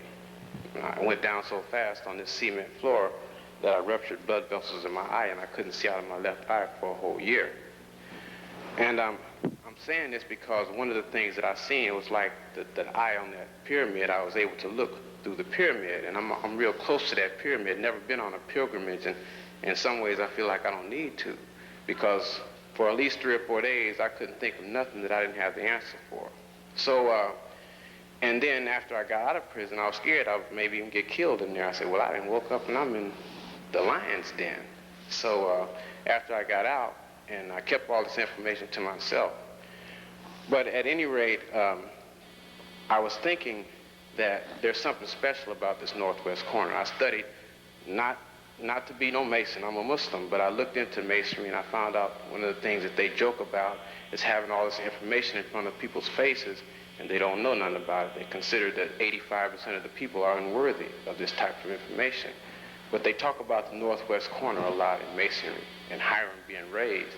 And I always looked at this country as being like Solomon's Temple, and Oregon and Washington or wherever being the northwest corner. So I felt like you coming here, you may have gotten some kind of, I felt like this area was special. You know what I'm saying? And I felt like some of the people that I know and some of the things that we talk about make this area special. So the question was not necessarily a question, but I just wanted to know how you felt about that, how you feel about, certain areas having more meaning or less meaning or some kind of significance to this particular Oregon and Washington area. This area is very special. The United States at this time is very special. The fault lines that run here, and I have a booklet of prophecies. I think it might have either been left on the airlines or my members of my group took it down to LA. That's where I'll be going tomorrow. So I don't have it here. It's only $3.50. If you're interested, you can write to us. We can mail it to you. And it lists also the 20 most earthquake-prone cities in the United States and why. Here, if I'm not mistaken, is around Pato Fault. The area again that, and I don't like to speak things that I don't know. I really need a reference to that because it was well researched, and there are a number of fault lines outside of just the one that we hear about in California that run here in Vancouver and on the islands and the oceans, of course, the lakes that are there. This area is also special because it is part of the California-Oregon strip, and metaphysics teaches that everything west of the Rocky Mountains is not supposed to be here or was not here at one time. The land that was extant at that time was crashed into by the vestiges of Lemuria or Mu or Pan as it was called, one of the so-called lost continents. And this is why everything west of the Rockies where you are and in California grows larger, is different, has more oxygenating capacity. It's a whole different vibration that was here. Here was also part of the last so-called ice age, which I call magnetic calamity, where part of what we now call Canada, which at one time was very fertile, and the last outpost, shall we say, islands of a very fertile continent, was also full of a very strong vibration, and all of these vibrations got superimposed, it meshed together, forming what is called the Rocky Mountain Range. The vibrations here were like a higher sequence. There was a choice here where people could diversify. They could take a high road or a low road, and they could do so with ease. It was a time here again where the very trees, and of course there's always given something to let you know the Oregon vortex was your means here, just like the Nile when the extraterrestrials reversed the Nile. That was their sign there, that these were holy lands. That these were lands where magnetic anomalies could happen and you could raise frequency or lower frequency. You have choices when you come to places like this. There are 16 places like this on the earth. I think that here, the way you are going to go was tested by Russia in either 86, 87, or 78, 79, with this project by which they used the staccato woodpecker ELF waves from Riga in Siberia and bombarded people here in Eugenia, Oregon. If you go back and check out the history about 10 years ago, you find that the crime rate went up there. They used this as a test module during the so-called Cold War, which really never was. It's just a time when supposedly there was a different enemy, communism this time, to test people out here in Oregon to find out how they would react to the woodpecker effect, what they call the ELF subliminal waves. This is a very unique city. This is a very unique state. Right there at Crater Lake, if you listen to the legends of Crater Lake, it says that one of the biggest meteors or spaceships ever was landed there. Of course, many people think the Native Americans are all foolish, so they don't respect so-called Indian legends, because they're not Indians. That's why we refer to them as Native Americans. They had their own tribes. Columbus, of course, was an interesting person. Here at Crater Lake At Klamath Falls, at Klamath Lake, you have the algae that can hold more oxygen, which can help your soul and your spirit to raise in vibration because it can raise the blood. And still you have two brothers that are fighting about this, Victor Coleman and Darrell Coleman, who one took the high road and refused to subliminate and to genetically find a cause for AIDS, and Darrell Coleman, who has very little intellectual sense as far as his brother who's a genius, even they fight right there on the left. Here you have good and bad. And what I'm simply saying is you can take the high road or you can take the low road. You and your thoughts can either make an earthquake happen here, they can cause such destruction that all of you will be in tears. Or within the next 2 years, you can so change it and act as a model to avert all of that. This is why you're going to find more metaphysical things happening here. The tremors will come back again. Mount St. Helens won't go off just yet. You get warnings, because good people always get warnings. But how you think, how your races live, how your politics live, how your religious faction lives, and truth will decide what you're going to do with Portland, Oregon, and all of Oregon itself. Of course, it's just the tip, shall we say, of the coming cataclysm. Okay.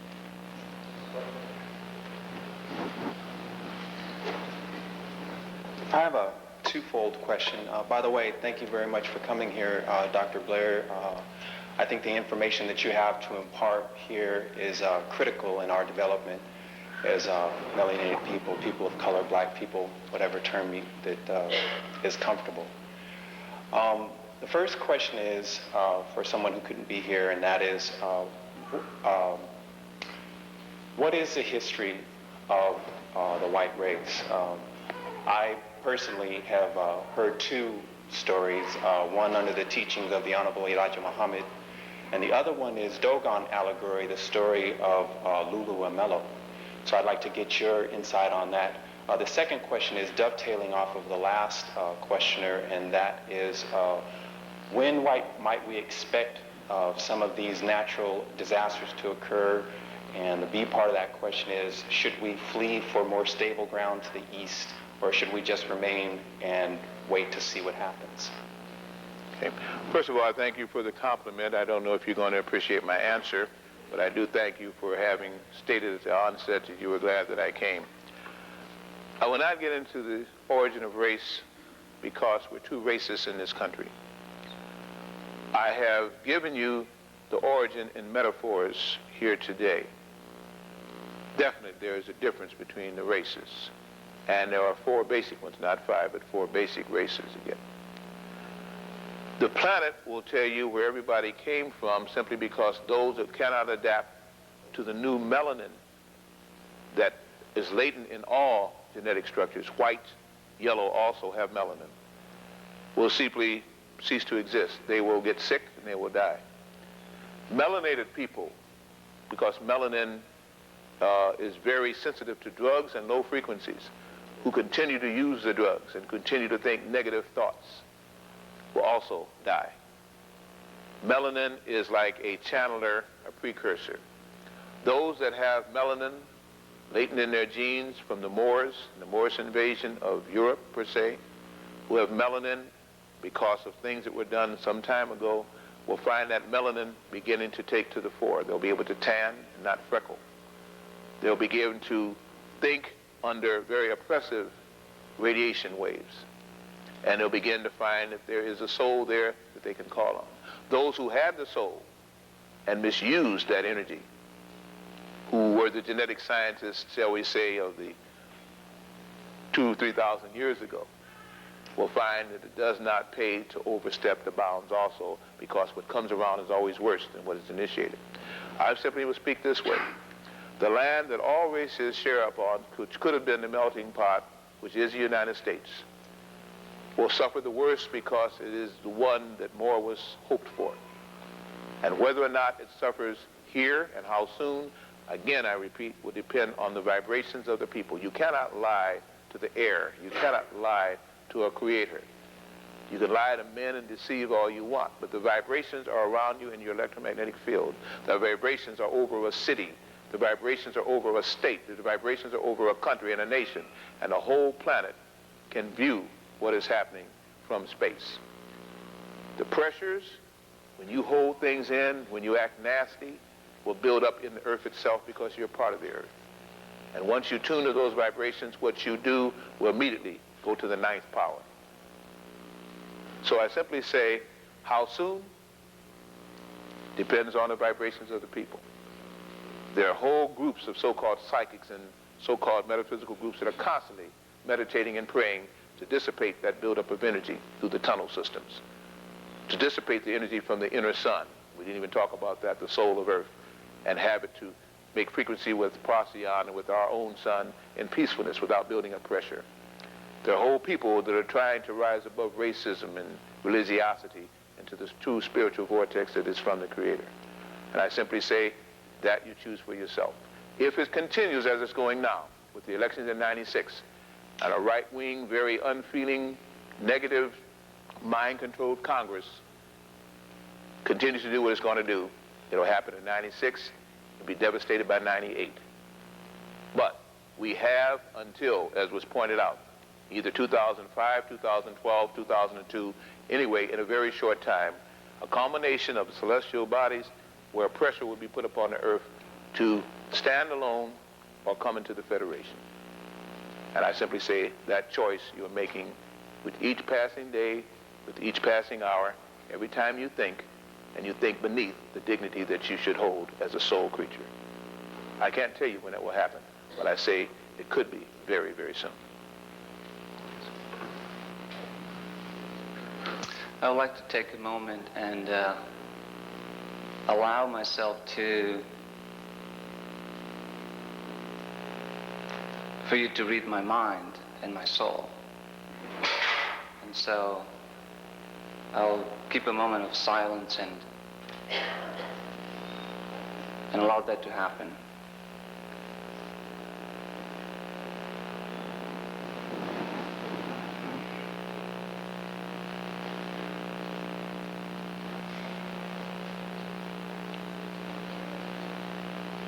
All right, will you audibly speak? I did not hear you.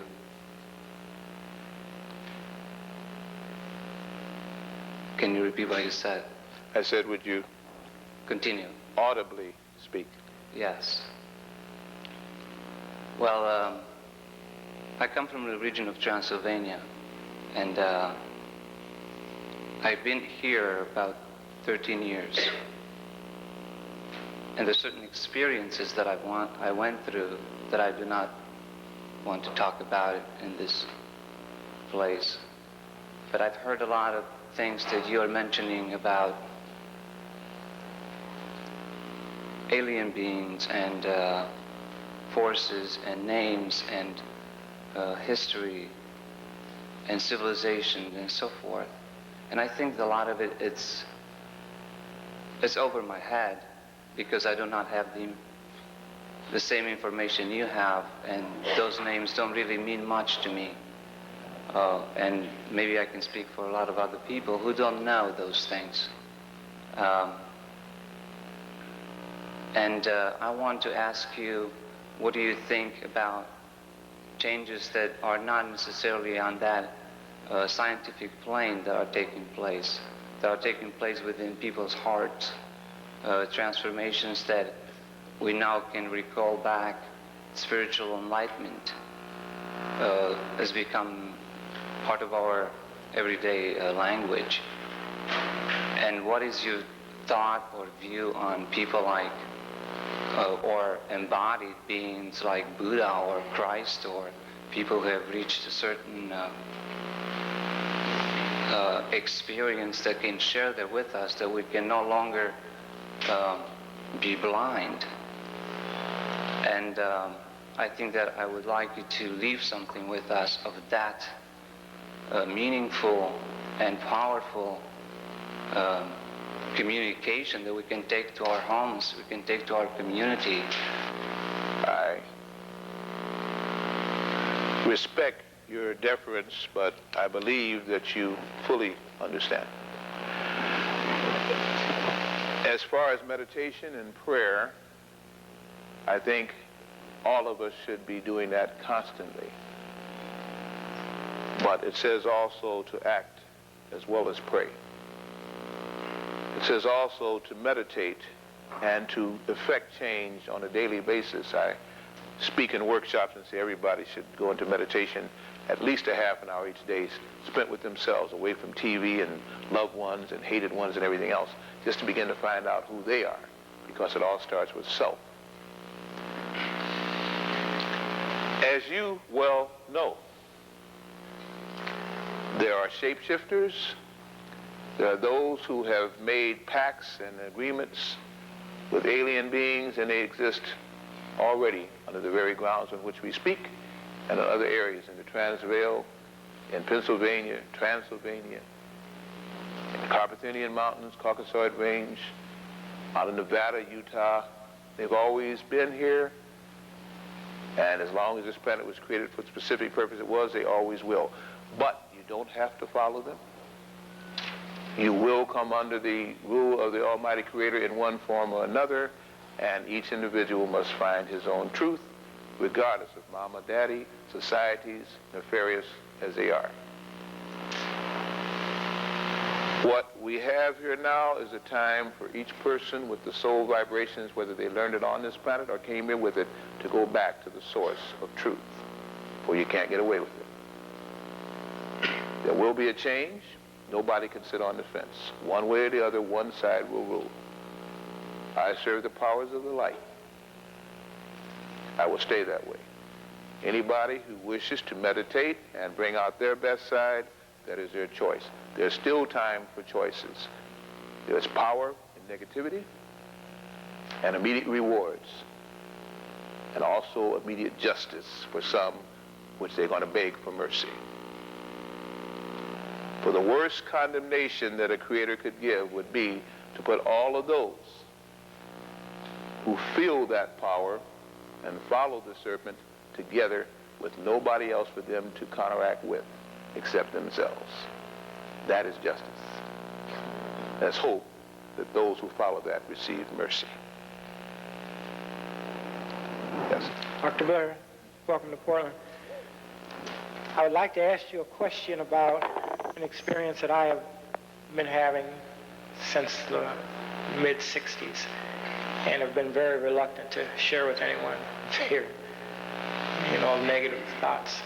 But what does the change that's going on now, what part does that have to play in a person's experiencing what is known as astral projection or out-of-body experience? That's my question. Most of us, or a lot of us, I feel we understand fully astral projections. I'm not sure we all do. Yeah. But the astral or star plane is simply the sun plane. It's the soul plane. It's the ability to find out who we really are and be able to make contact with those energy forces in the universe, in the cosmos, in the solar system that are not bound to this planetary existence. It is our divine birthright. As many are teaching now, the raising of the Merkaba, the Ka and the Ba, the soul and the spirit, to the Mer of fluid emanations, the mind of the Creator, and flowing wherever the Creator creates, on whatever vibration is necessary, reforming a physical body if you want, or whichever, has always been that is given to the privileged few who know that the Creator's existence creates all things. For those who get locked into the physical, and one way of getting locked in there is to go to the extremes that I just noted, where you actually begin to try and destroy that you cannot create, which means a direct thwarting of the Creator himself or herself. Then, of course, they get locked into the body, and they suffer physically because physical is all that they know. And they drive the stakes into the ground and chain them to that very planet. They have no sun existences. They have no dark hole existences. They simply are then physical. So I think the term astral projection is just one of the many overused terms, cliched, badinaged, to the point that it simply means that we are not the body, those who have souls, and the light can shine through, even if it's astral at night, through the pineal pituitary binary. Thank you. Welcome. Welcome to Portland, Dr. Blair. I'm concerned about the little grays and the reptilians. as far as being the fallen angels. Can you elaborate a little bit on that on the metaphysical level, please?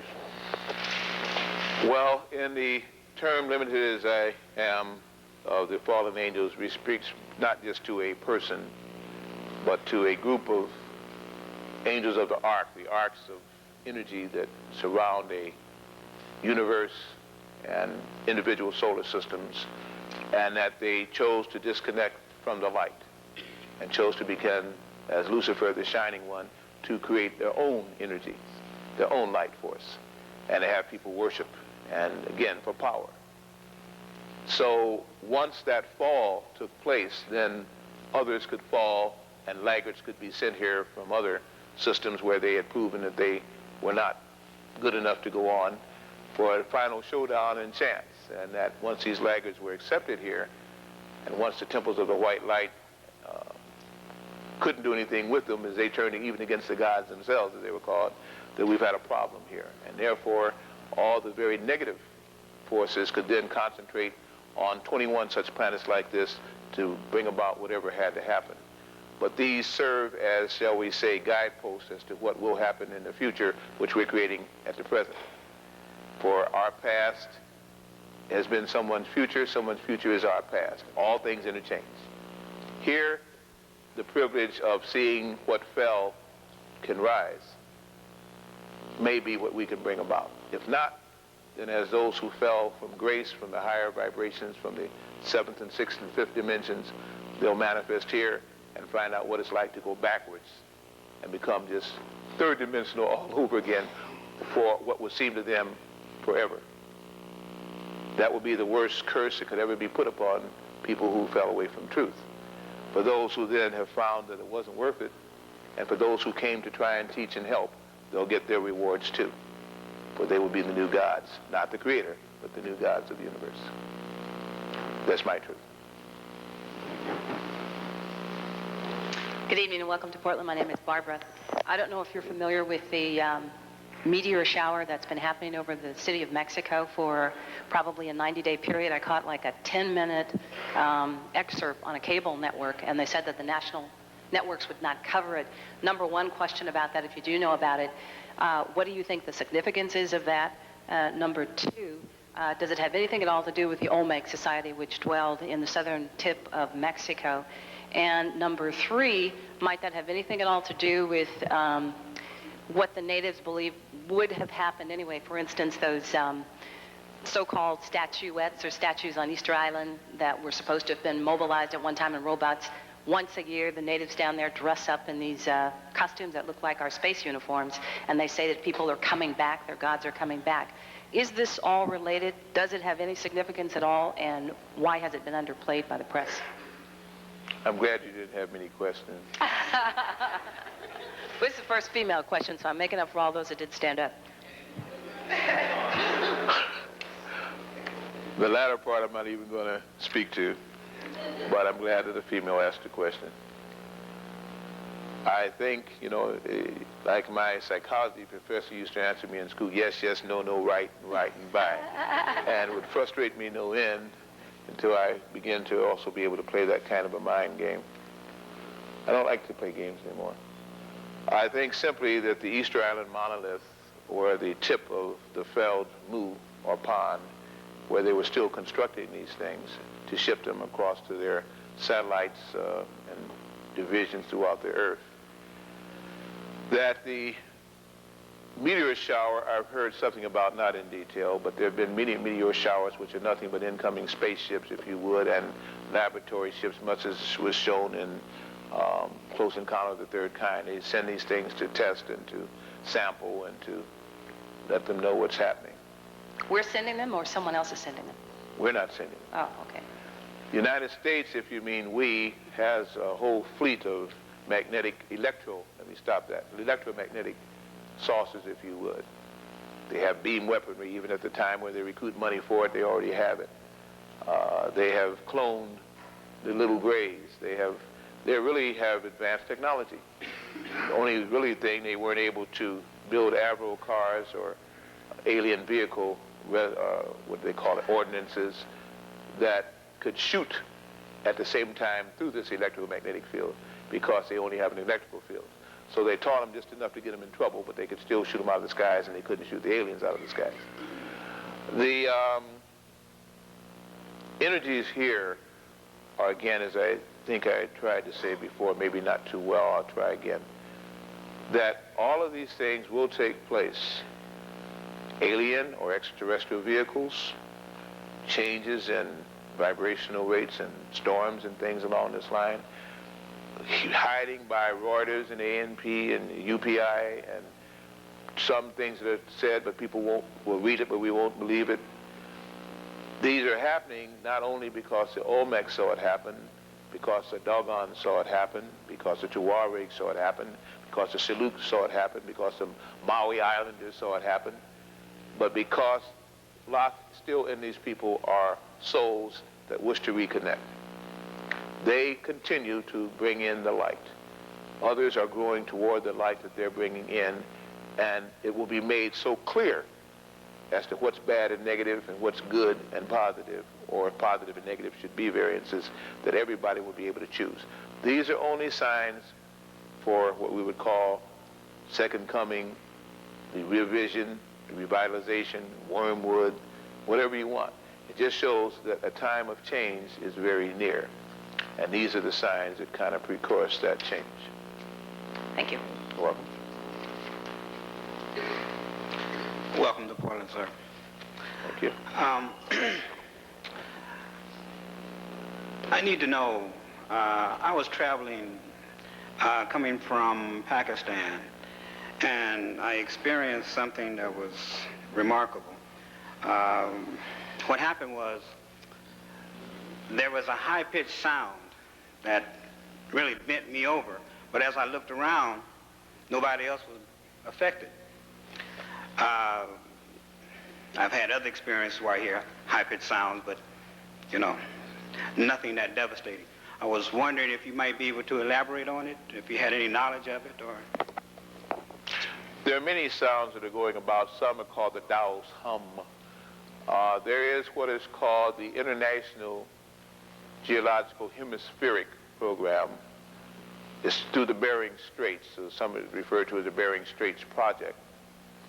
It is a project using what they call moles, M-O-L-E, and not the underground CIA implanted moles, the people who are, again, sublimated and carrying out bad dictums, but more to what is called the molecular organizing laser equipment, which are digging holes. They started off going maybe about 6 foot every day, and now they're able to make such rapid progress that it's even frightening to them.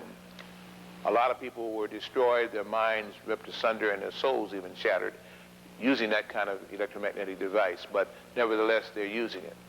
And it is a part of digging out the holes underground, connecting with many of the underground cities, from Pashot to Gartha. Of course, they don't go into Gartha, but they will use what they call cavern worlds. And they're trying to re-enlarge these places to hide people from the surface when the so-called cleansing takes place. They are utilizing the existing tunnels from Agartha to Shambhala to Posai to, there's a couple of, I can't even remember the names now, but they're just many, many cities and tunnels. The earth is honeycombed with them. So underneath these western areas, these vibrations of these tunnel borings are, of course, driving people nuts per se, because they're using frequencies that are very bad for between the heart decibels and the brain frequencies, and many people are disturbed by them. So as they continue this project to enlarge, to renovate, if you would, and to bore in from the cities that now exist, since they are not allowed to sometimes use the existing chasms, into these big tunnel ways by which they can circumvent the earth and hopefully hide there as they have before and as they think they can do again. It won't work, because the soul of earth this time will put out vibrations that will collapse those tunnels and will send such resonances through them that they'll go mad there too. But as any other person who won't conform and thinks that they are the creator, they will have to suffer their own ignorance. Good evening, Dr. Blair, and welcome again to Portland, Oregon.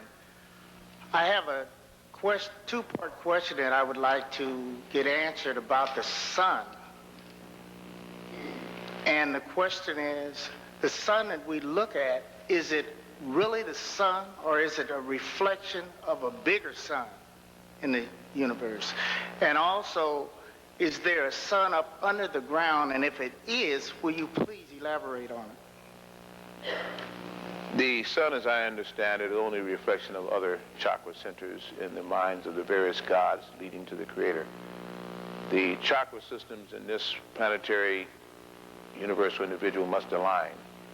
And so the centers are the suns, which emit frequencies to keep physical, etheric, astral, and mental, well, not mental, but astral, separate and balanced at the same time, are what the sun systems are. There are said to be people that live on the sun. There can be sun existences. Then there are whole worlds and universes without suns, where the people create their own light, create their own energy centers, and create again their own suns. Those are the sons of the sun. At the same time, this planet, and all planets are hollow, have a central sun, which is the soul of that planet. Any planet created without that, such as our moon, even though it's hollow too, is a artificial satellite set in by the provinces of the what they call serpent people, or the ones that are not of the faith, to set up an electrical field to imbalance all planets and to control the people and sublimate them. The soul of Earth, which is very vibrant, has received this new energy and is expanding. It's setting up a corridor, a vortex, of the many vortexia that are around planets, to allow those of the light to return. Before, it was just like reaching into a cesspool, and they couldn't take the vibrations, or they wouldn't incarnate to go through that kind of thing just to help out when the people in turn were not ready to be helped. Now that there's so many incarnating that are ready to be helped, that corridor is once more opened. It was opened between 43 and 83 with the Philadelphia experiment. It's been kept open through negative means, but now it will be used also as a passage as the various corridors and things that are on Earth revibrate to open up many corridors now where advanced people and higher minds and higher souls can now re-enter, and those that are here can reawaken. It's a time of change. So yes, I believe in the inner sun and outer sun and the corridor of the suns, as they call it, the vortex path. Good evening, Dr. Blair. My name is Stella, and I have, I think, 3 questions. First of all, I'd like to know about the reptilians. About which? The reptilians. I'd like to know, from a scale to 1, from 1 to 10, how far did they fall, or how evolved were they? How evolved were the reptilians? Yes. And, you know, how low were their fall? How did they come about?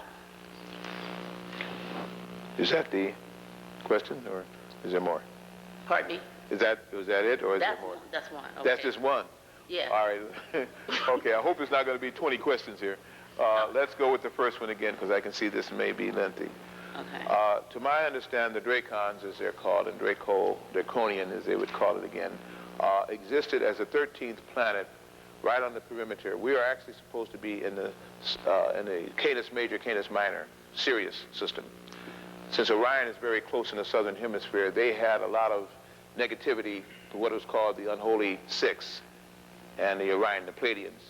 If you read Barbara Masiniak's books, she has a very good explanation, except that she has bought them, except when she came back with Earth the Living Library, which she finally says they're admitting that they have control now, that they are losing, because they've now got to go back into their past to correct our future. So they found, like everybody else, you can only get away with it for as long as for a limited time.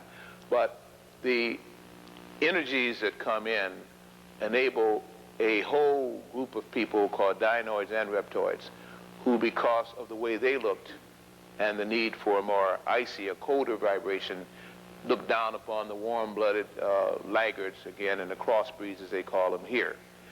They also could serve the universal prime creator. They also could serve first cause. But because they were so advanced and put here first, instead of realizing they now could fall further, they felt again that they should now have direct control and that humanoids should worship them. They found out that there was a power greater than them, so instead of fighting that power, they returned, now discouraged, to go back to the old climes. But this time that's going to change too now.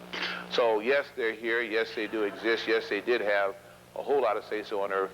They no longer will have. They will try, though, and they're on their way back. Okay, that's number 1. Number 2 is I see spirits quite often.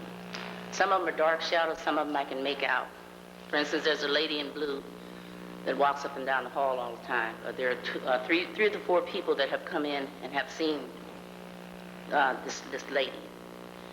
Things have ended up being knocked off of the, pictures have been knocked off my walls.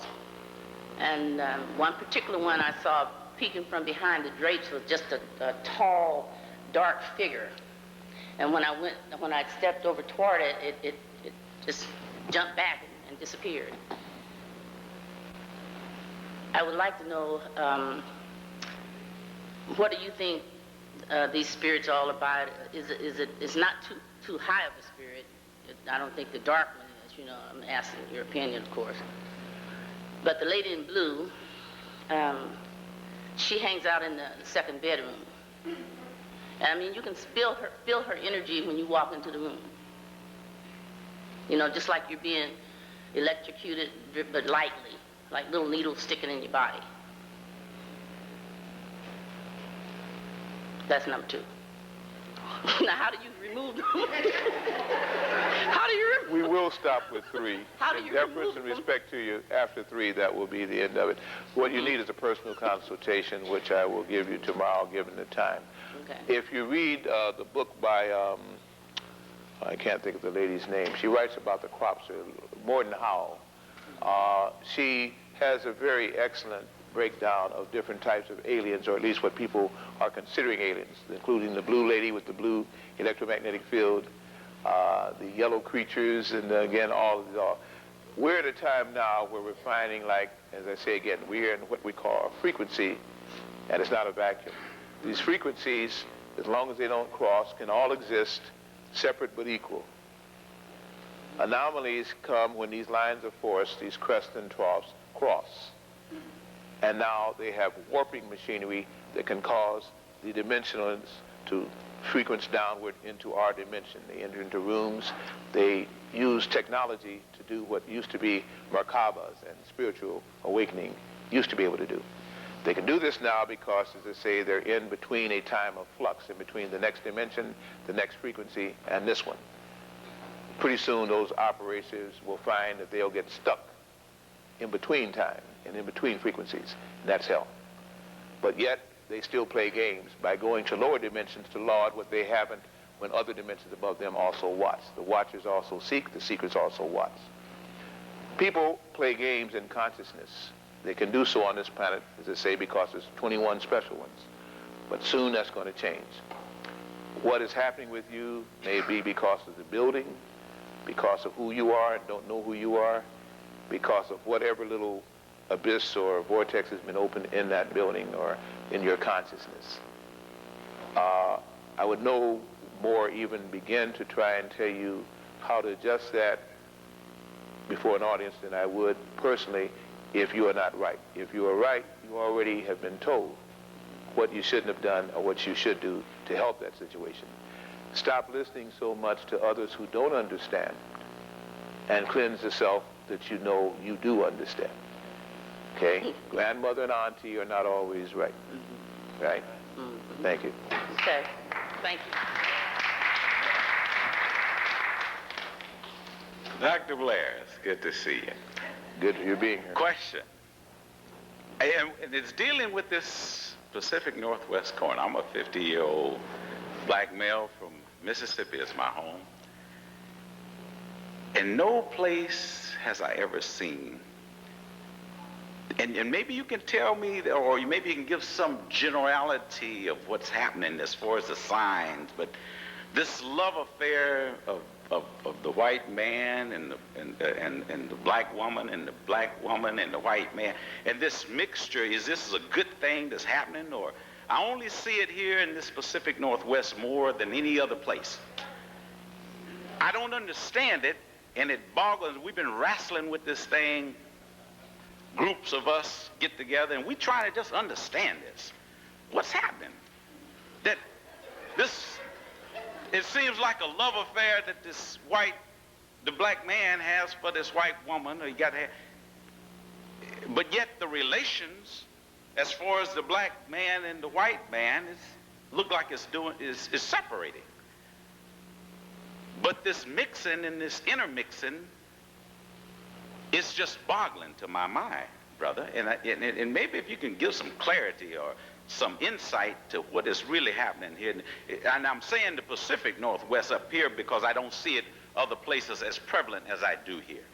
And if I'm sounding crazy, just tell me to shut up. But it seems like that's what's happening. And I've talked to other people, and it seems like they're saying the same thing also, that up here that it's more prevalent. And maybe you can give some insight on that for us. Well, first of all, you listened to me for 3 hours, so we won't even talk about what's crazy and neurotic or what's psychotic and not. Secondly, species now and the kind of souls that want to enter into those species bodies are back here for certain reasons. There are no weak souls being born now. Some of the souls coming into existence now will walk over you. The kids, these children as we call them, are old souls, warrior souls, back here for specific reasons, all of them strong, all of them knowing what they want. And unless you put them in their place quickly, and the government is trying to stop you from doing that, because they don't want you to under-recognize those souls that are coming in, they will open the floodgates for every negative thing, or they'll come and fight every negative thing tooth and nail, because they're the last ones to come back. They are the strong ones. They are the strongest. Now, I could go on that about drugs and why they allow them to have and what this does to melanin and all like this. Let me go directly to your question without equivocation. We enter into either male or female bodies. Our hormone supply may make us homosexual. We still have preferences, whatever body we find ourselves in, simply because we are the strong old souls. There are relationships that have been set up that what we now call racially have nothing to do with race. There are old and young people that will come together because there's true love and a true graduation of that soul competent together. There are white people that will see black people with hate, and there are black people that will see white people with hate, and there are white people that see black people with love, and black people will see white people with love because they're going to look into their souls. You must understand that whatever you love or hate, you draw to you in the next incarnation. If you don't believe in reincarnation, that's not my fault. Let me also say that what must be justified and done or undone will be done in this lifetime or the next, and that's all we're going to get. Everything else will be settled on the spiritual soul plane, and there'll be wars in the heavens as there were before. If we can understand not to judge but to live your own life fully, then you understand finding love in any form, in any race, is a very harsh undertaking you're taking on this planet, and you're blessed if you can find it. If these people are so moved to even take the racism that exists in this country and still try to get together, God bless them. Let me say that their own souls will suffer and their physical bodies will suffer simply because they have come to a racist planet in one of the most racist countries on the face of the earth. This state is only a microcosm. I see it in Chicago. I've been to New Jersey. I've been to New York. I've been to Philadelphia. I've been to Texas. It's happening all over. It's not just here. You think it's here. It's not just here. The female wants to give birth on this planet, and it's through that channel and through that womb that the new people come in. The white woman is drawn to the black man because of the vibrations of melanin and the fear that what she's giving birth to will not be able to survive in the new age. At the same time, it can survive and will survive, but not as an Earth surface person. To stay on the surface, you must have melanin. Men have always fought over women when women have been short and the sexual exchanges have been cut back. There's a man for every woman and a woman for every man. We're told that women outnumber the men on this planet. That is not true. But the men do liquidate themselves in wars much faster than women do. What the vibrations now are saying, take whatever body you want for your soul vibration to finally find truth in this dispensation. And when you can understand that the teachings were, and I know many people will not like what I'm going to say, but many people have not liked a lot of things that I've said. The soul will enter into a body near an end age that can best learn from and get things straight with. I can't put it any more simplistic. And souls can change bodies, and whatever you hate or love, you must enter into in order to learn why you hated or loved it. That's why it's good to stay in the middle pillar, the middle path, not get too much in love or too much in sex or too much in anything, but find your path of righteousness and the path of spirituality. There are black people who hated white people that are now incarnated as white people on this planet. Mark my words, I'm talking about planet Shan, not Terra, Earth. There are white people who hated black people that are now incarnated as black people, and that's why when these souls now will not stand for injustice, it's because they have had lifetimes of living outside of that fear and that kind of degradation. It's a time of truth. Souls have no colors. People do. If you can't learn when you're in the body, you have to experience it again. And new birth will come in, and woman still wants to preserve the best channel for her soul offspring. That's the best I can tell you. Good. Thank you. You're welcome.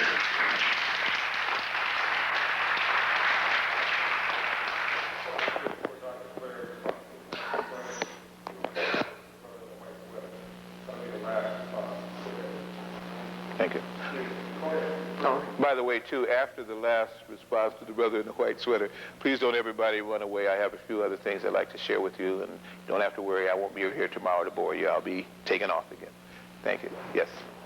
Okay, I just wanted to contribute a couple things that may have something to do with what you were talking about tonight. And one is that an alignment of planets has already occurred about 2 weeks ago in Sagittarius, 7 planets. And in ancient days, all they knew about was 7 planets, not the ones we know about today also. I think that's very important and has caused a lot of changes. And the second is that if you can expand your metaphor of the lizard people to include amphibians, consider the following. A person named Newt. Just thought I'd throw that in. Okay. Yeah. Yep, Newt Gingrich. Yeah, you're right. You said it. I didn't. It's my belief that we have a 12-planet system. They've already, on Apollo 15 and Apollo 14 and Apollo 13, discovered the 10th one. And in the House papers circulated amongst the august, the British Astronomer Royal and all this kind of stuff, they're talking about it. They even have photographs of it. But of course, they're still not. I state that the systems are always in 12. And it's the 13th that sets the anomaly. We're about to get that 13th back again, and that's why there will be an instability, and any unstable atom must, of course, change. So even though they're bad, they're serving a good purpose, too, because it's a time for the change. I guess the other one I already kind of spoke to.